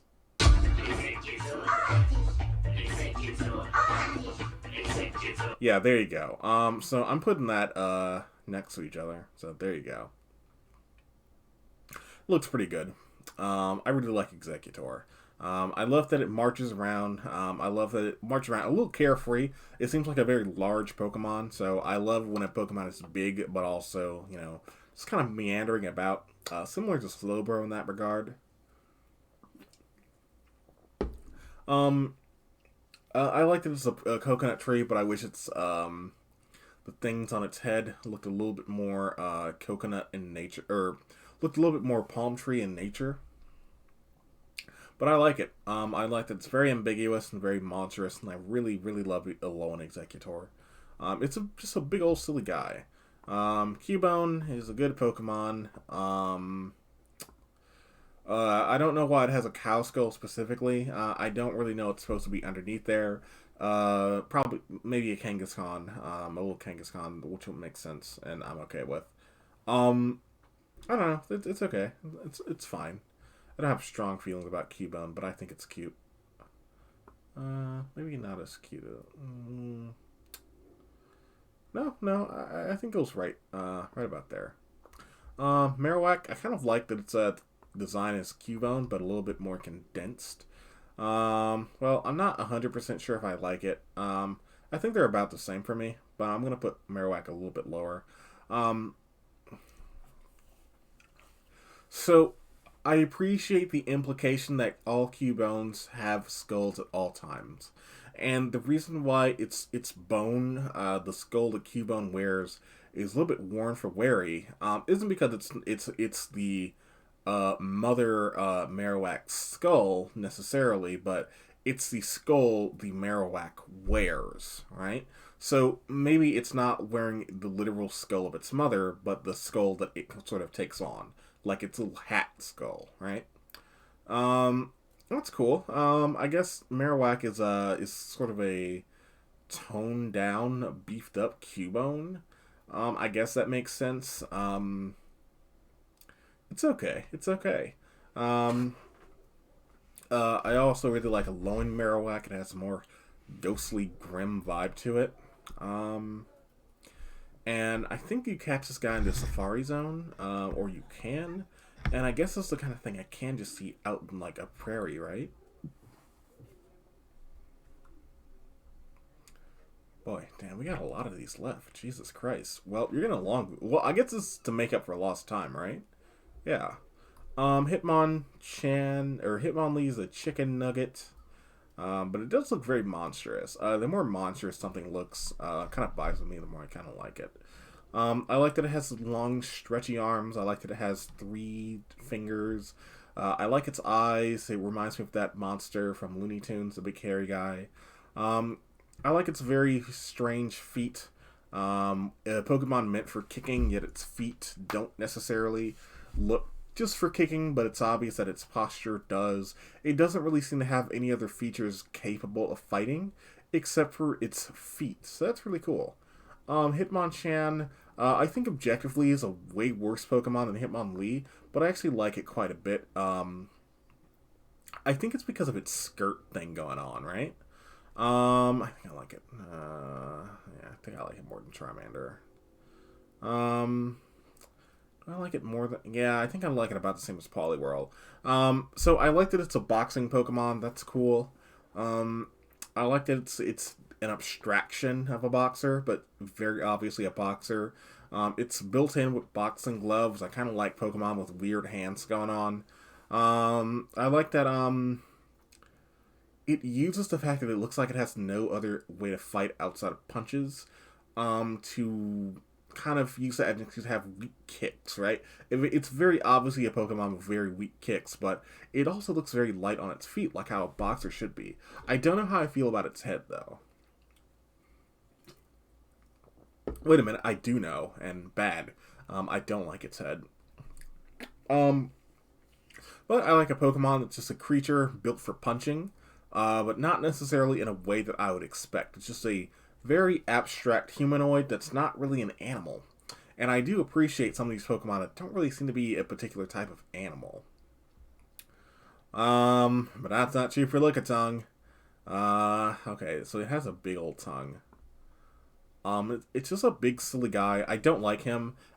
He's almost in Don't Care. In fact, you know what? Now that I've renamed that to your Don't Care, they can go down in Don't Care. Golem and Wigglytuff are still sort of the 2 Pokemon I don't care about the least the most. Yeah, that seems right. I'm not crazy about Lickitung, but I appreciate it's just a big old tongue guy. I don't really know why they felt the need to have a big tongue Pokemon, but okay, I guess. Maybe if it had more connections with like a mouth, but then again, maybe not, because then it just looked like Whismur, and I really don't like Whismur.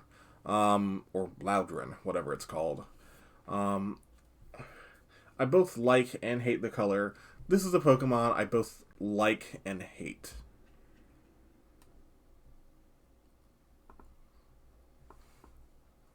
Actually, I'm going to make a new tier.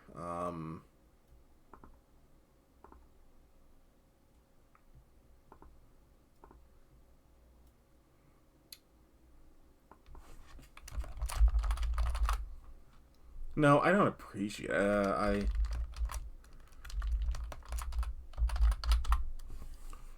Okay. No, you know what? That's taking the easy way out. I'm not doing that today.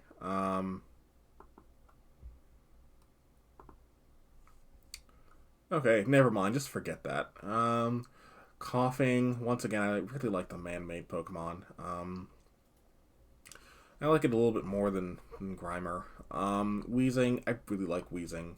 I don't know. So, Wheezing is another Pokemon where they had the idea for it and had to figure out what turned into it. But the answer this time was actually way more obvious. It's just a big poisonous cancer ball, right? I think it's a little too... Like, it is definitely monstrous, but I think it's a little too abstract to get up in the A tier for me. I think I do like it more than a lot of these other guys, though. Yeah, I really like Wheezing. I like that it's not a particular animal. That's pretty cool. It's just a big old cancer ball. It's cancer. It's getting worse. It exhumes smoke. Its whole life looks like it's just fucking pain and causing misery to others. Actually, that's motivation to move this boy up to A. All right, you got there, Wheezing.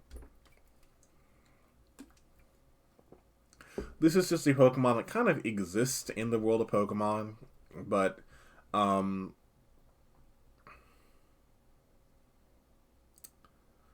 so something that I kind of like about a lot of these Pokemon is that it's a thing that exists, but it's a thing that like maybe shouldn't exist.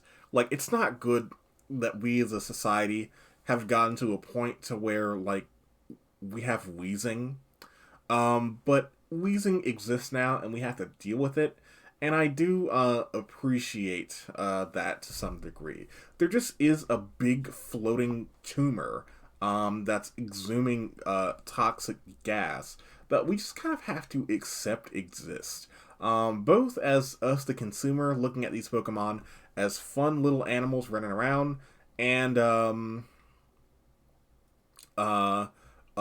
the player character in the world of Pokemon who lives in the society. Okay, Rhyhorn. I don't like Rhyhorn. It's a little too complicated. It has the cat ears arbitrarily. I don't like Rhyhorn. But I do like that it's sort of a rhino. It looks like an endangered species. That's kind of cool. But I think it's a little too complicated for me. I like Rhydon, though. Rhydon's cool.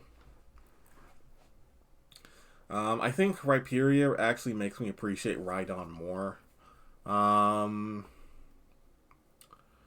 like it right about here. Yeah, it's another Kaiji Pokemon, and I like the big sort of Kaiji Pokemon. The more I'm thinking about it, I don't think there's a big distinction between A and S. I'm not gonna lie. Like these might be like the top of A for me, but I don't know. I don't think there's a big distinction between A and S.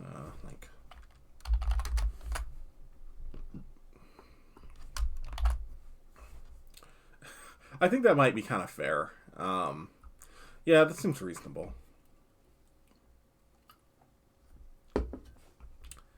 No, I'll just keep it simple.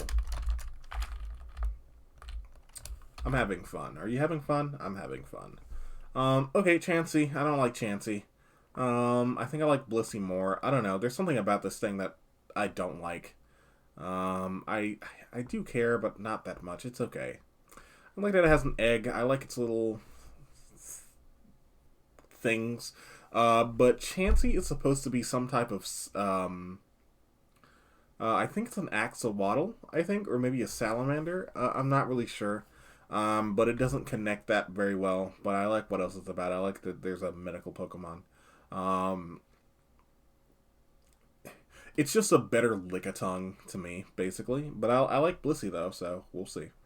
Tangela. Tangela goes in Don't Care. It doesn't really matter where. And that's because I like Tangrowth. So it retroactively makes me dislike Tangela. But it's just a big, it's not even like a bush, a tumbleweed.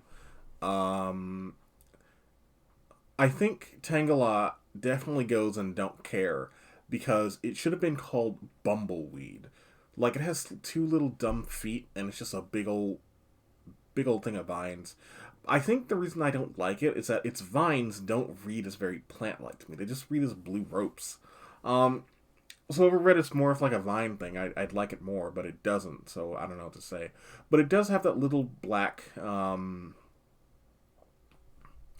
it does kind of have that little black, maybe I should just call this like low C.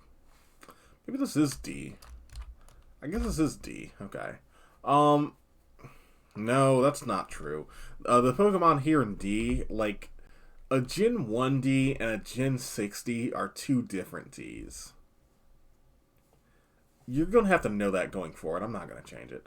I like how it has a mysterious black core that I like. That's kind of cool. In fact, actually, that makes me like it a little bit more. Yeah. Kangaskhan, another Kaiju. I love the Kaijus. Low A. I like that guy. I like that it's a parent Pokemon. I like how, regardless of its very masculine look, it's a female Pokemon all the time. That's kind of fun. I like that. They're just monsters, so their gender don't matter. Well, I guess their sex doesn't matter. Pokemon don't have fucking genders. I like that it always has a baby. It's born with a baby. I like its mega form when the baby jumps out. I like it. I think it's supposed to be sort of kangaroo-like, but also sort of just a big old monster. A big old non-specific monster. I'm disappointed that a lot of these Pokemon that I like, that look like big giant monsters, didn't get a Dynamax form or weren't in, Sword and Shield. Horsey is okay. It's a seahorse. I don't have strong feelings on Horsey. I get what it is. It's a little horse. It's a seahorse that kind of looks like a gun. And Seadra, I like Seadra a little bit more than Golbat. It's spiny. It looks more intense. It looks hardcore. It's alright. I like Seadra. No, yeah, I really like Seadra. There we go.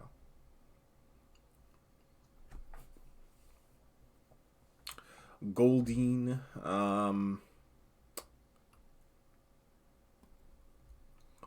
like Goldeen has a horn.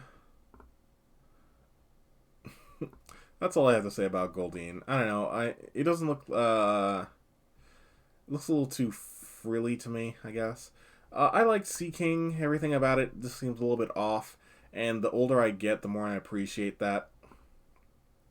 Boy. Imagine liking Seaking more than Charmander. You're either fucking based or a loser or both. So it has more sharp goldfish. It has the goldfish design in real life that I like, so that's already a big plus.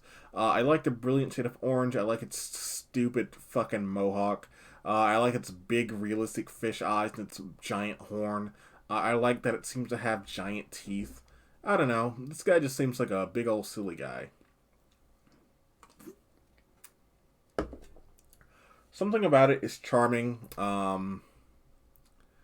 I think it would go into A if it... Well, I don't know. Maybe if it didn't have a horn. Or maybe it didn't have the mohawk. I'm really not sure. But I like Seaking. I think for most of my life it was in C, but once I really kind of noticed some of the good stuff about Seaking, it really slowly jumped up to me.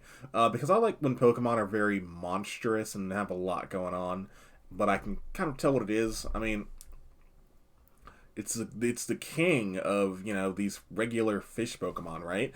Like in the same way that Raticate is sort of the naturally occurring apex predator on the plains. I kind of think the same thing for like small bodies of water and river, right? And the reason why I don't really think that way about what's evolved normal type. I'm sorry, I had a thought, but I lost it. Whew. Okay, Staryu is a starfish. I like that it has a gem. That's kind of fun. Starmie, I'm not sure what it is about Starmie. It's probably the coloration that I like a lot. It has a big old gem on it. That's kind of cool. I like that it's a brilliant shade of purple. I like that it's another Pokemon that seems to be from space or something like that. That's pretty cool. Staryu looks like it's a Pokemon that washes up on the beach. Staryu looks like a Pokemon that washes up on the beach. Starmie looks like a Pokemon from space. Neither of them have faces. That's pretty good. The way Starmie's core is a little bit more elaborate. I'm very much into that. It feels like a first draft of an Ultra Beast. Truly a Pokemon from... Actually, you know, the more I like it. Staryu just looks like a starfish. Which I know starfish also have that quality to them, but I don't know. I think the way Starmie is, everything about it, everything that makes it a little bit more complicated than Staryu, kind of makes me like it a lot more, and really makes me think this Pokemon just seems a little bit off, more so than the others. Like, a lot of them are just sort of a creature that exists in nature, up to and including starfish. Starmie feels like, again, there's something a little off about this guy that I like. Hot take, burning hot take, liking Starmie more than the Ghastly line. Actually, you know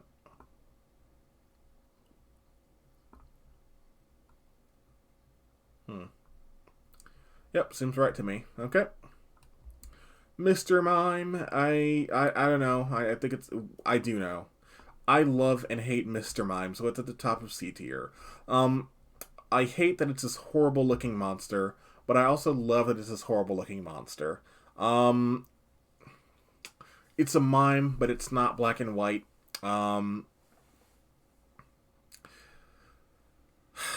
hate and love how yeah, that's really all I have to say. I both hate and love Mr. Mime. It has horrible hair. It has horrible face. It's everything about it. It's very uncanny. But it feels like a villain of the week Pokemon, I guess. I don't like that it's smiling. I wish it was frowning. I like Mr. Rhyme more. I think its height, there's something a little off about its height.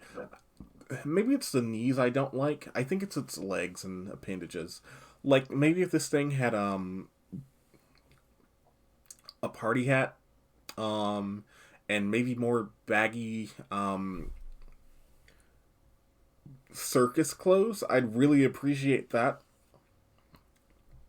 But it doesn't, so I don't know. It's the King of Sea. It's not that I like Mr. Mime more than Charizard. I think I like Charizard more, but I think Mr. Mime is like simultaneously like in the... It's all... Part of me is my heart isn't my heart is in the literal worst Pokemon, which makes it the best C tier Pokemon. Oh wait, no, I'm stupid. I'll put it right in the center. Scyther. I'm going to get fucking wrecked for this.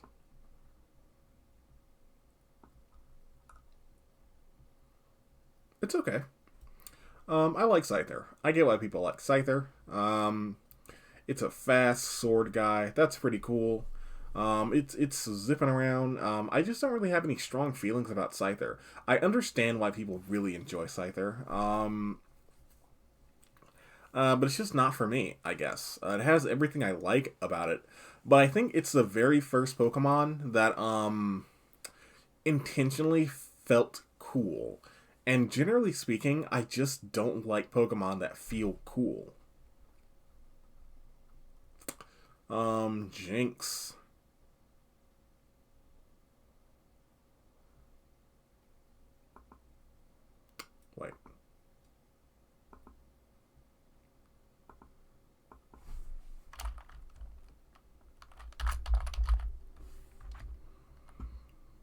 sorry, hold on for one sec.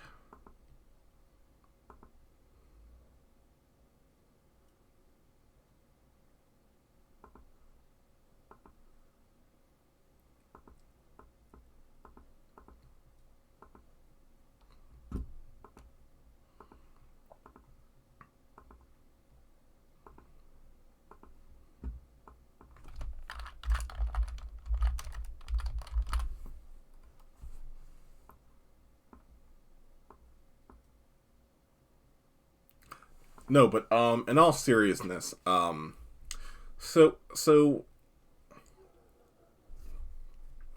I actually kind of like Jinx. No, I don't. I actually hate Jinx.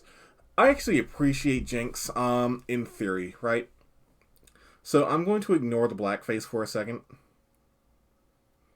That was an interesting thing to say, given my shirt choice today. So I'm going to ignore the blackface for a second and assume that Jinx goes into the same family of Pokemon that have a mysterious core. Along with Shelder, Ghastly, and, Tentacruel. So, the way I sort of read Jinx, the black version, not the purple version, is Jinx is a face. It's a face that is floating in front of a black void, and behind it is a black nothingness. It could be anything. It could be stuff. It could just be empty. But it's just a floating face covered by hair, being psychically lifted with a dress, right? And in that context, I think I might put it in like here, I guess. It looks cool, but I don't think that concept really comes together very well.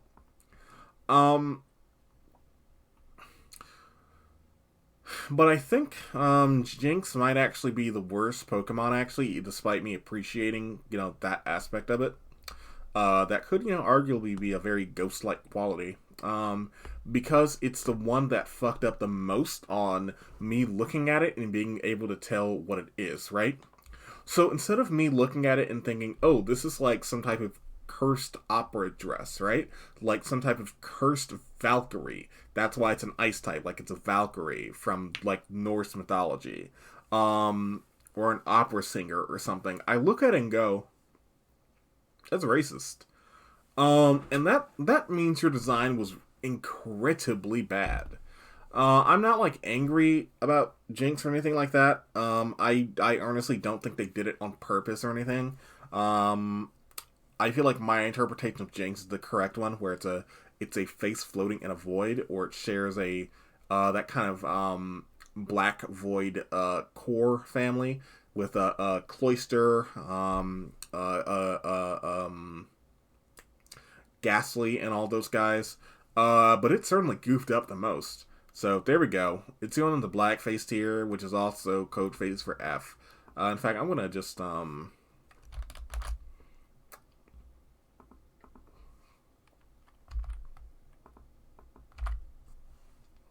yeah. Nah, now it says Ace. It's in the black face tier. So Electabuzz and Magmar sort of make a weird, ambiguous monster trio with Jinx, but everyone looked at Jinx and said, yeah, that's pretty racist, I'm not dealing with that. So Jinx sort of got shoved to the side. So Electabuzz and Magmar are sort of treated like a duo of Pokemon, a bit of a red Oni, blue Oni. And I guess I understand. They're both like they're all three are very odd looking Pokemon. I like the Electabuzz having a kind of tiger vibe to it. That's pretty cool. Magmar has a butt for a face, but I like how it's like a bird, but also a demon, but also a fire breather. It has a lot of stuff going on. I think it doesn't come together quite as well as Hypno or Hitmonlee. Well, I think it, but I like the boldness of its design, and I give it full marks there. Its face looks like a butt though, so it kind of falls into this family of kaiju Pokemon, actually. In fact, I think I might actually put Electabuzz right around here, actually. There we go. Again, my tastes for these guys are, I love monsters. They're very fun. Pinsir, I don't like its mouth that much. I don't know. I don't like that weird bug. Well, maybe I kind of do. No, it has... I don't know. I have mixed feelings on Pinsir, but I do like it, basically. It just I think it might feel a little too similar to the Hitmon's to me. I like Pinsir's particular pincers. That's very good. I think I don't like how it has two very long arms. It's frequently grouped in with fighting type Pokemon for whatever reason. But outside of having pincers, it doesn't look too capable of fighting. And Pokemon has kind of always struggled with articulating fighting outside of like a punching, kicking fighting, and not the ambiguous, or not like a more abstract combat fighting. That's why sword fighting Pokemon are kind of hard to come across. But it's a good attempt. I like Pinsir. It's okay. Tauros is a bull. I really, really like Tauros. I like its shape. It has a very strong outline. I like that it has 3 tails. That's cool. That's all. It's just a big old angry guy with a strong outline, and it just has a very powerful look to it. I like Tauros. Nothing too fancy there. Magikarp and Gyarados. Magikarp still has that sort of dragon vibe to it, while obviously being a carp. And I like that, but you don't really know until you already know about Gyarados. It's kind of hard to detect its sort of dragony shape. In fact, it very much looks like Gyarados, but you only see the family resemblance when they're sort of side by side. So, Magikarp and Gyarados are both really cool. Gyarados, I'm putting a little lower than Magikarp, because I look at it and it definitely drives home Sea Serpent, it drives home Dragon, but its snout is like a pug. And I'm not really thrilled about that. I don't really like that very much, but it looks like the face of the Hydra from Hercules. I don't really like how short that part is, but the rest of it So Gyarados' head, its mouth, everything past its little fins on the side, everything in front of that, it's like C. Everything behind it, its big, long dragon-like tendencies, that's all S, so it gets, low S, I guess. I like its red eyes, I like how it just screams anger. It makes me a little sad that Magikarp has turned into, this very angry, this very pure embodiment of rage, because Magikarp seemed like such a nice Pokemon before, a very sweet fella. I'm not going to say Magikarp is useless. If you're bad at Pokemon, like me, play Emerald Kaizo, and there is a Magikarp that will take you off guard by having Bounce, which is really funny, that it caught me off guard like that with a bunch of grass type Pokemon. I don't really like that people say Magikarp is useless. I think Magikarp is very cute, very underrated Pokemon. I don't like how they kind of lump it in with Bidoof and being a stupid Pokemon. People seem to be pretty content with Magikarp being the butt of a lot of jokes, and that's okay. I'm not trying to say, oh, come on, guys, Magikarp is actually great.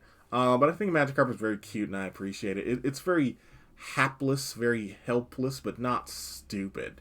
And I think a lot of depictions of it kind of depicted as stupid or useless or bad. When, so much of Pokemon media is about how, even if you're not good at combat, if, people love you and stuff, you're probably fine, right? It's like, what's her face? Claire? No, Karen said, not strong Pokemon or weak Pokemon that you like, and I like Magikarp, so. Here we go. Gyarados drops the ball in one particular way. It's a flying type. It's supposed to represent Chinese. Excuse me. I think those are Chinese, right? Well, mainland Asia, centralized in China. Those dragons at the parades for Lunar New Year. That's pretty good. That's a good reason for it to be a flying type. but I don't think Gyarados communicates that super duper well. Um, like its body sort of does, but it's a creature that you assume lives in water. Um, so you think more of a sea serpent than like a land flying dragon. And it's not helping that it doesn't know any flying type moves, and this is probably not really Gyarados' fault now that I think about it, because a lot of these sort of fish Pokemon, with the lone exception of ironically Magikarp, because its signature thing is flailing about helplessly, kind of float. Like, Horsey and Seadra kind of float. Sometimes Staryu floats,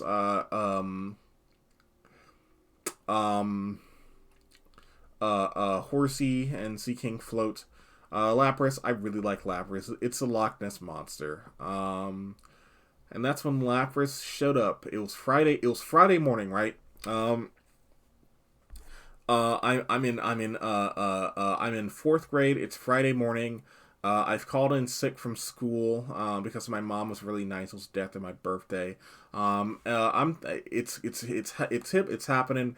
I go down to the Union Cave. I hear there's some really cool Pokemon down there, and then I see a trainer in the water surfing. He rides up to me, and I say I can beat this guy in a fight. But instead, he asked me for money, and I think, oh, that's pretty weird. That this trainer, because usually they give me the money, right? Because I can beat this guy easily. He says, "Hey man, I need about 350," and I go, "What do you need 350 for?" And it's like, "Well, I just need to get on the train." And I go, "What do you need on the train for? You can just use your Pokemon." And it was about at that moment that I noticed that this trainer I'm talking to is actually like a 1,500-pound sea monster. And I said, "God damn it, the Loch Ness monster is at it again after my goddamn 350." So Lapras are pretty good. I like Lapras. Pretty much most of these sea monster Pokemon are gonna go on A or S. Ditto. Ditto's okay. I wish I liked Ditto more. I want to like Ditto more. Everything about Ditto is something I like, but I just don't like it. Maybe it's because I don't like the way it transforms. I think if I saw it, maybe if the transforming seemed a little bit more biological and less magical, I could easily see myself putting it in S. But it just sort of fades into the Pokemon like a kind of ooze, but it also glows while it's doing it too. So, what I would like if, and there's no real way of doing this, if Ditto sort of grew the limbs of the Pokemon it's turning into, or turned into the skeleton of the Pokemon, and then the flesh came around the Pokemon and kind of formed that way from Ditto, I'd put it in A, but this isn't a Paul Robertson, a 2D animation. It's just Pokemon. So the way Ditto transforms, I don't really like it. Ditto's is a Pokemon about transforming, and I don't like the main way it does it, where it just kind of flashes and bam, it's you. So if it seemed a little bit more biological, I could easily see it in A, but it's not. So it is what it is. Sorry, Ditto. I like the concept of Ditto though. Wait, I like the concept of it?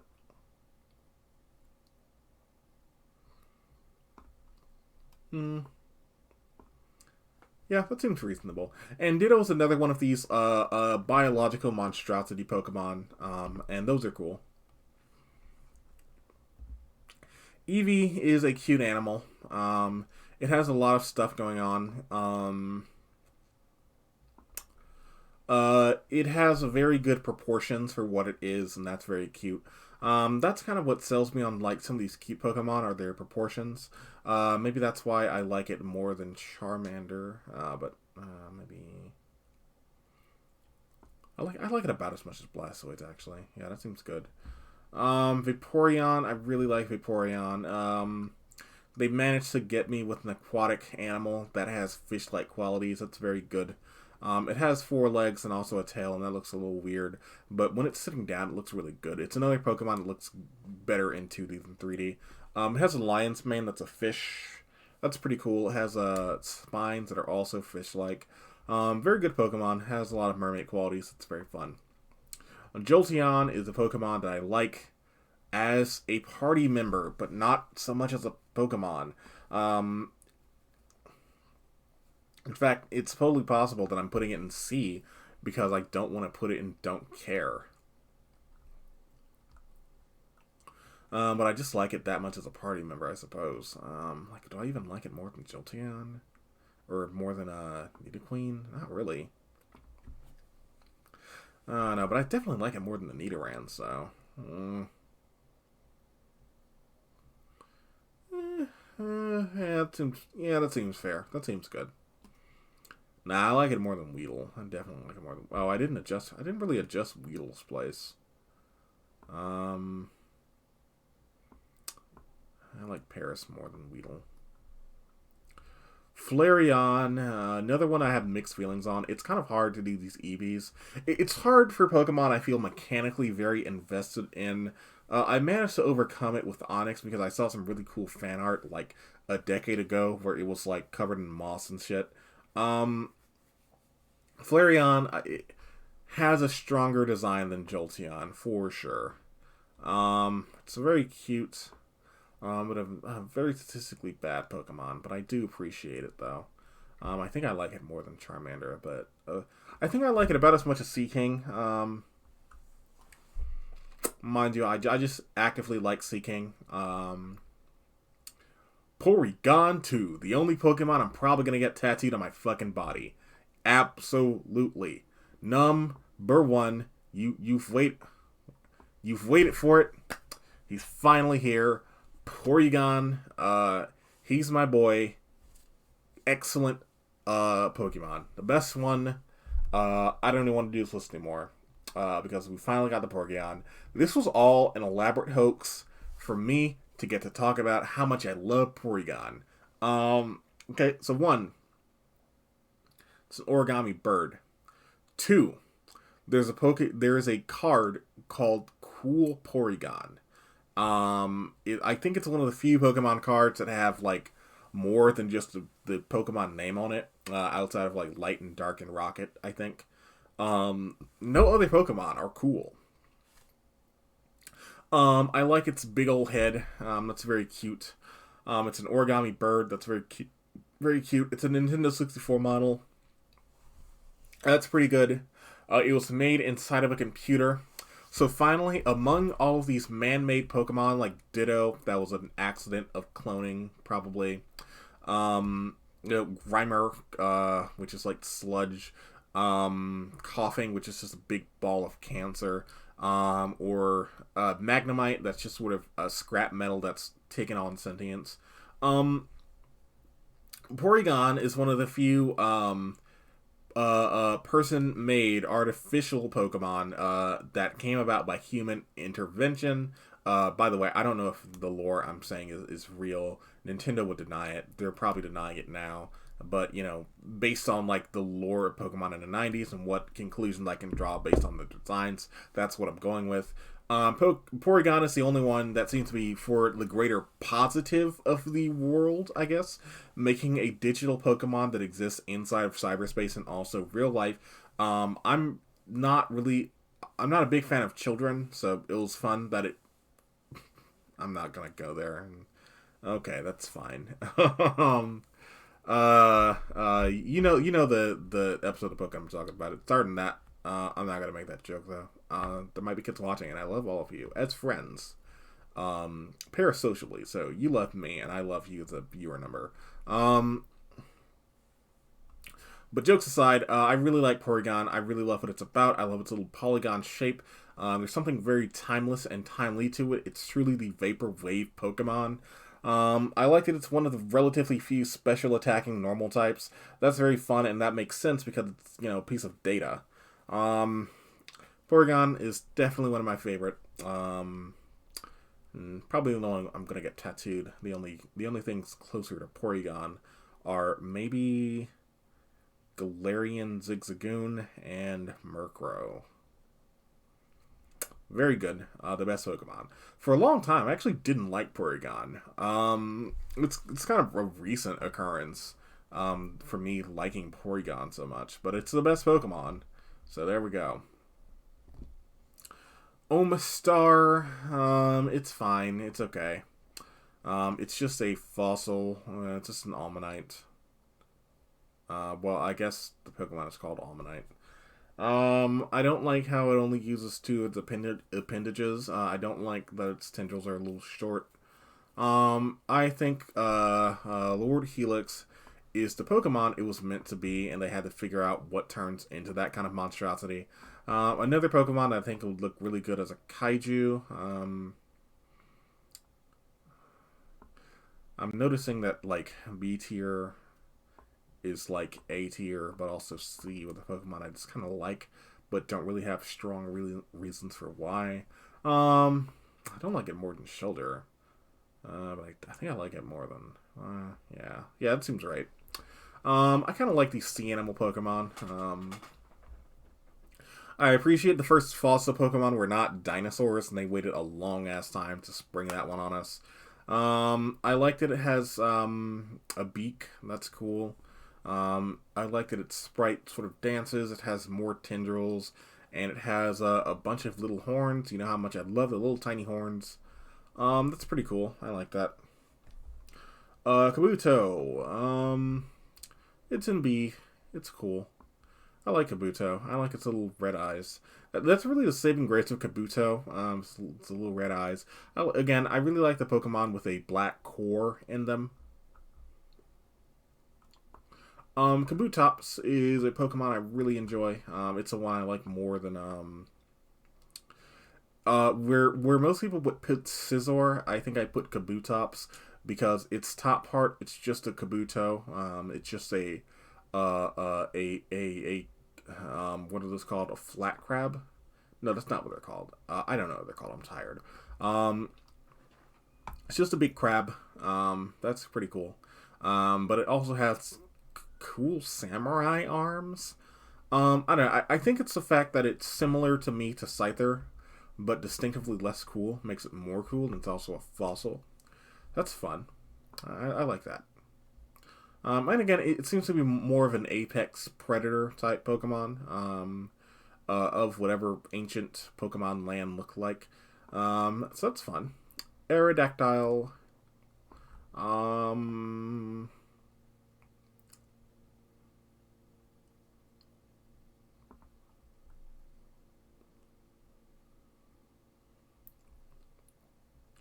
Okay, so I think Aerodactyl's my second favorite flyer. I like it. It's a big dinosaur.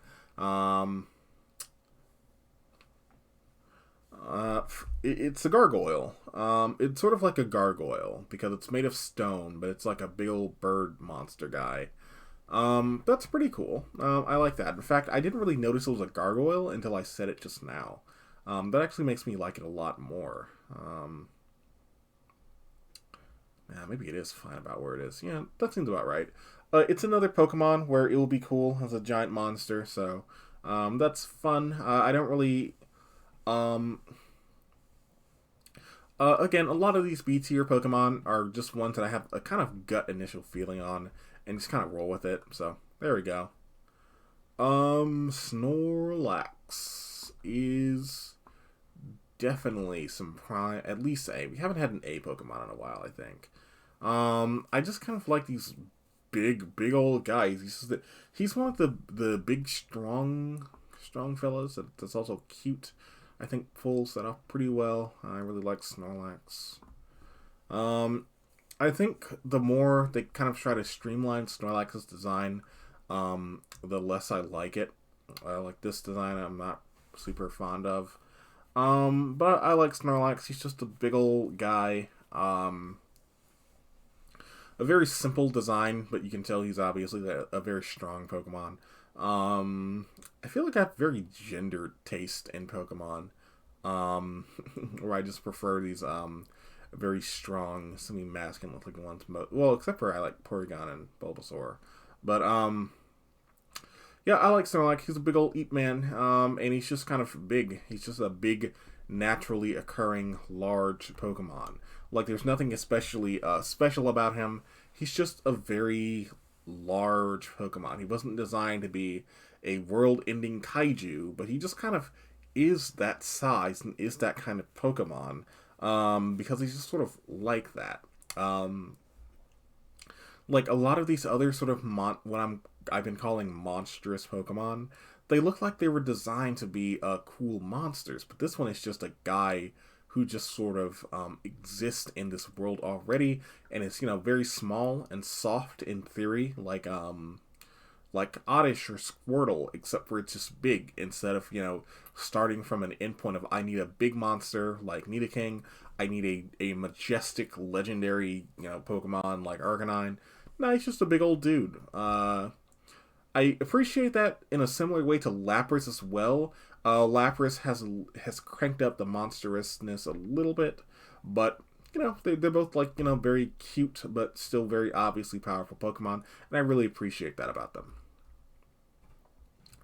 Alright, Zapdos, Moltres, and Articuno. I thought I was going to like Moltres more, the more people dog on it, but I don't really like Moltres. I liked the new Moltres, though. Okay, I think I know what to do. So Moltres in flight, Moltres goes in C. And that's because, boy, a lot of these fire types are kind of going right next to each other. So Moltres, when flying, it's probably an A somewhere. Moltres, when standing, is definitely in, like, D. So I guess the average brings it to, like, C to me. Like, I love the idea of, like, a phoenix or a majestic bird. That's really cool. But, like, it looks a little bit too chicken-like to me. I have a similar issue with Charizard being a little too chubby. So, there we go. I almost like Moltres, but not quite. I actually don't really like Zapdos either. They both look like a big legendary Pokemon. Well, they don't... No, that's not true.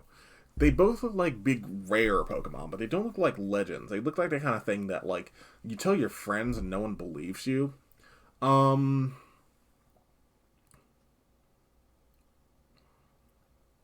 think Zapdos looks a little too zappy. Moltres looks a little too not fire enough. Zapdos looks a little too zappy. Something about its design, it's a little too triangular for me. Maybe that makes for a good silhouette, and so you know it's electrical, but I think it's a little too rigid, a little too consistent, when it should be a little bit more erratic. Yeah, this guy should, they should both have more of an elemental feel to them, I think, instead of like a physical, you know, bird. I think Articuno is okay for that, though. Articuno does look like the most bird-like, I suppose. I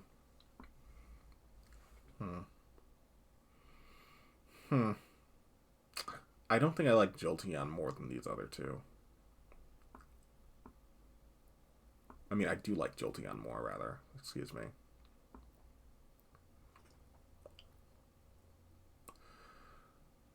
Yeah, that seems about... No, there we go. Yeah, that seems about right. Yep. I like Articuno. It does come off as like a very cold bird. That one feels the most majestic to me. It kind of captures that middle ground of like being an obviously cold and icy Pokemon, but also one that looks majestic in flight and kind of captures what the elementalness that like maybe Zapdos wants to do, and the like physical birdness that Moltres wants to do. That's a team I picked in Pokemon Go. If anyone still plays that, I think a lot of people actually still do, but I just don't. That's why I'll never have fucking Melmetan and Let's Go, so I'll never have a finished Pokedex. Actually, I won't, because I'm not buying the fucking Pokeball Plus, actually. Okay, we are almost we're almost at the end here. Mix these two up. Okay, Dratini is a little dragon. He's a little guy. He's a worm fella. It seems okay. He's all right. It's cute, I suppose. I don't really have any strong thoughts on Dratini. Um, but that's because I guess I think Dragonair was the Pokemon they thought of first and had to figure out what it comes from. I really like Dragonair. I think it's a very good Pokemon. Um, it's a little bit nondescript. I appreciate that for their legendary dragon typing, they really hold back on Dragonair's design, keep it nice conservative. They don't go for an over the top dragon. They just go for something a little bit more elegant and sea serpent like in nature, so it looks a little bit more natural and organic, which I really like. It has wings on its head, so there's something mythical about that. It has the arbitrary and necessary horn on its head. This is one of the few times I'm not really too keen on that, but I guess it does add the just a thing, but more so. Because I think it adds a more mystical feel to it, like there's some type of magic to Dragonair, especially with like its eyes that a lot of other Pokemon have, but I think it has a sort of gentle giant nature to its eyes, so I really appreciate what Dragonair is. It's a very elegant and very cute Pokemon. Dragonite I like significantly less. It's another one of those, much like Jolteon, I think I probably like it more because it's such a good and useful Pokemon. But I do like that it's a big monster, but even when we do see its sort of kaiju form in, the Mystery of the Lighthouse episode of Pokemon, I really wasn't super enamored with it there either. I think I definitely I'm sorry. I'm just really dunking on Charizard fans today. I definitely like it more than Charizard. They seem very similar in concept, but Charizard and Dragonite, especially side by side like this, they almost look like if there's like a male Dragonite and a female Dragonite, I believe you. If one was just Charizard. I like its antenna. That's kind of cool relative to Charizard. I like that it's I hate that it's so goofy and big, but I think that's intentional, and that design element was it shows, right? Like it's a big gentle giant. And I really appreciate that. Like, I know I said sort of the same thing about Snorlax, but I think Snorlax, as a creature, has no issue with violence. It's just not really, keen on it. But Dragonite feels like a creature that's very averse to violence and actually doesn't like it. But there we go. Like a very ancient but kind and motherly Pokemon, I suppose. Forgive me if, well, I guess it's probably a little patriarchal for me to say a gentle-looking thing looks motherly, but, I guess I can only get so woke in a given day. Mewtwo is a biological mess, so you know how I feel about those. I think years of seeing Mewtwo have possibly dulled my opinion of it. It is a big biological mess looking Pokemon. It looks very monstrous. It looks, very artificial. I really do like that. A lot of these Pokemon that everyone in the world really likes, I tend to not like them quite as much. Because of, just a little contrarian in me. I'm not trying to be edgy or cool, but that's just how my brain just sort of works. Like, the more everyone says it, I either, find out it's good on my own, like the Ghastly line, uh, um, or B, I just sort of, just end up saying, oh no, I'm not gonna find out if it's hype, and I basically don't find out Mewtwo's hype, because I don't really, play PvP Pokemon very much, and you just don't really have any opportunity to use Mewtwo, so I just have never really had a strong opinion on it. It's in Super Smash Brothers, but I think with a lot of these Pokemon, because I've tried to use them at least once or twice, I have some opinion on them that's been at least, somewhat informed by the game.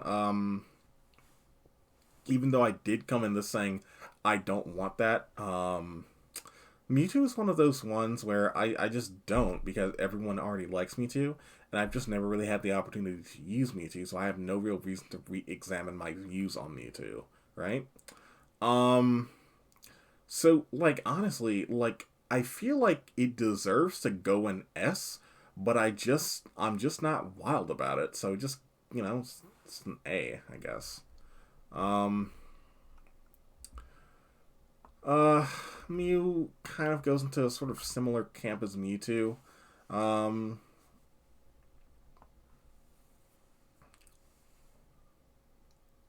hmm.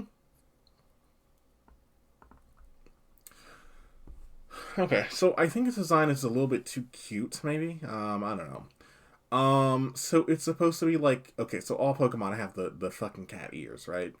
A lot of them have, even like Rhyhorn, a big old rock had it too. Um,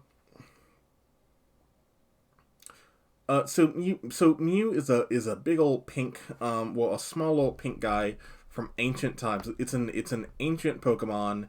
We don't really know how many Mews there are. We don't know if we were just seeing the same Mew over and over again. I mean, sometimes it's implied it is, but sometimes they're probably just a very small handful of Mew, small enough to where they are, well, small enough to where, you know, it could just be one single Mew. We really don't know. So I like that kind of mystique behind it. It's a very primordial Pokemon, possibly one of the very first, you know, I don't know what you call it. We don't really have any of them yet, but naturally occurring is what I'm going to call them. One of the first like non-elemental deities. Like it is an ancient Pokemon that is frequently, you know, put along with the deity, but like a very creation myth, this was the first Pokemon kind of thing. So it has a lot of very fetus-like qualities in its design, and that's cool, but I think that's very much undercut by its cat ears, even though I do think they're very cute. Um, so maybe if its default pose was less so like a cat monster that's like a very cute mascot thing, and more of a progenitor, from which all Pokemon sort of biologically spawn from. I'd like it a little bit more, but right now it's fine. I think the mystique behind it and its whole origin story sort of sells me on it. I like it's a deep lore that Nintendo has abandoned. There's a lot of kind of abandoned Pokemon deep lore. You know, where it seems to have some relationship with Ditto. I'm a big fan of the theory of Ditto, you know, in Red and Blue appear in places that are associated with Mew and Mewtwo, like the Pokemon Mansion, where you see a lot of lore on trying to clone Mew, and the Mysterious Dungeon, or Final... I forget what it's called. Was it the Mysterious Dungeon, or the Unknown Dungeon? Or maybe the Final Dungeon. No, I think it's the Unknown Dungeon. A lot of Dittos show up there, so Ditto, you know, very obviously has some association with Mew. Hey, maybe Ditto's one of the other first Pokemon that showed up that maybe abandoned some of Mew's, you know, physical prowess, but held on to its ability to sort of turn into stuff. So that's kind of cool. Mew also is able to, you know, polymorph. I guess that's pretty fun. It makes sense that Mew can do that. I guess the more I talk about it, the more I don't understand why Mew is such a strong Pokemon outside of being old. Because if it's like one of the original Pokemon, it would make sense if Mew, similar to Ditto, was maybe a weaker Pokemon, with Mewtwo being the stronger one. But I like Mew, and I like Mewtwo. I feel like Mew definitely deserves to be an A, and Mewtwo deserves to be an S. But I have them both an A, because, again, the sort of contrarian in my blood just kind of stops my brain from liking them. Hell, I think if you asked me like a couple of years ago, I think I would have had a special little tier at the bottom, like below, well, probably like directly above Jinx for like, you know, legendaries that I have a hard time really forming an opinion on. Um, that's it. That's the first 151 Pokemon. Only took me about 2.5 hours. My voice is killing me, and I had to pee like 30 minutes in. Boy, I sure do hope my sound is okay, because I didn't check going in. I didn't do a test for this. Alright, well, that was it. I hope you all had fun. I'm in a Pokemon mood because I'm going to be editing the yellow video soon. It's going to be about an hour long, I think. And it... well, there's probably gonna be more than one yellow video, but the main yellow video that I'm probably gonna have to make an appendix some other day. About an hour long, so look forward to that. I'm hoping to have it done by the time Brilliant Diamond and Shining Pearl comes up, but I have a lot going on in real life. But this has been my tier list. We got Porygon, the undisputed king of kings. But actually, maybe I should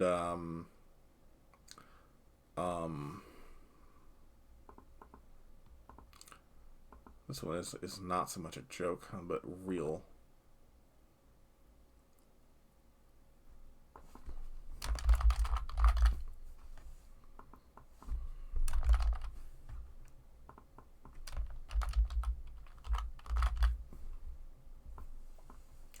Alright, there we go.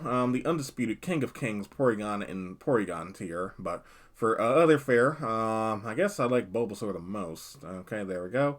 Snorlax, Arcanine, and all those good boys are kind of chilling out nests. All these, except for maybe Vulpix, are a little bit arbitrary. Maybe some of these are, there we go. And down at the bottom we have Jinx, of course, and I guess the Pokemon I like the least is Bellsprout, apparently. I don't think that's true. I think I don't like Farfetch'd a little bit more than Bellsprout. Bellsprout is kind of a don't care Pokemon, actually. There we go. Okay, so we're at the top is a normal type, and at the bottom is also a normal type. So there we go. I hope we all had fun today. Maybe some other day, maybe next week I'll do Generation 2. Maybe I can make these to stall for time because these videos are fucking fat for me to edit. So if you enjoyed this and you want to see more, don't forget to fucking subscribe. Just do it. Just do it. You've already been here for 2.5 hours. Come on, dude. Is this becoming a Pokemon channel? Who knows? Yeah, I have a lot of Pokemon hits in here, so it's not out of the question. And there's a lot of Pokemon manga for me to look at.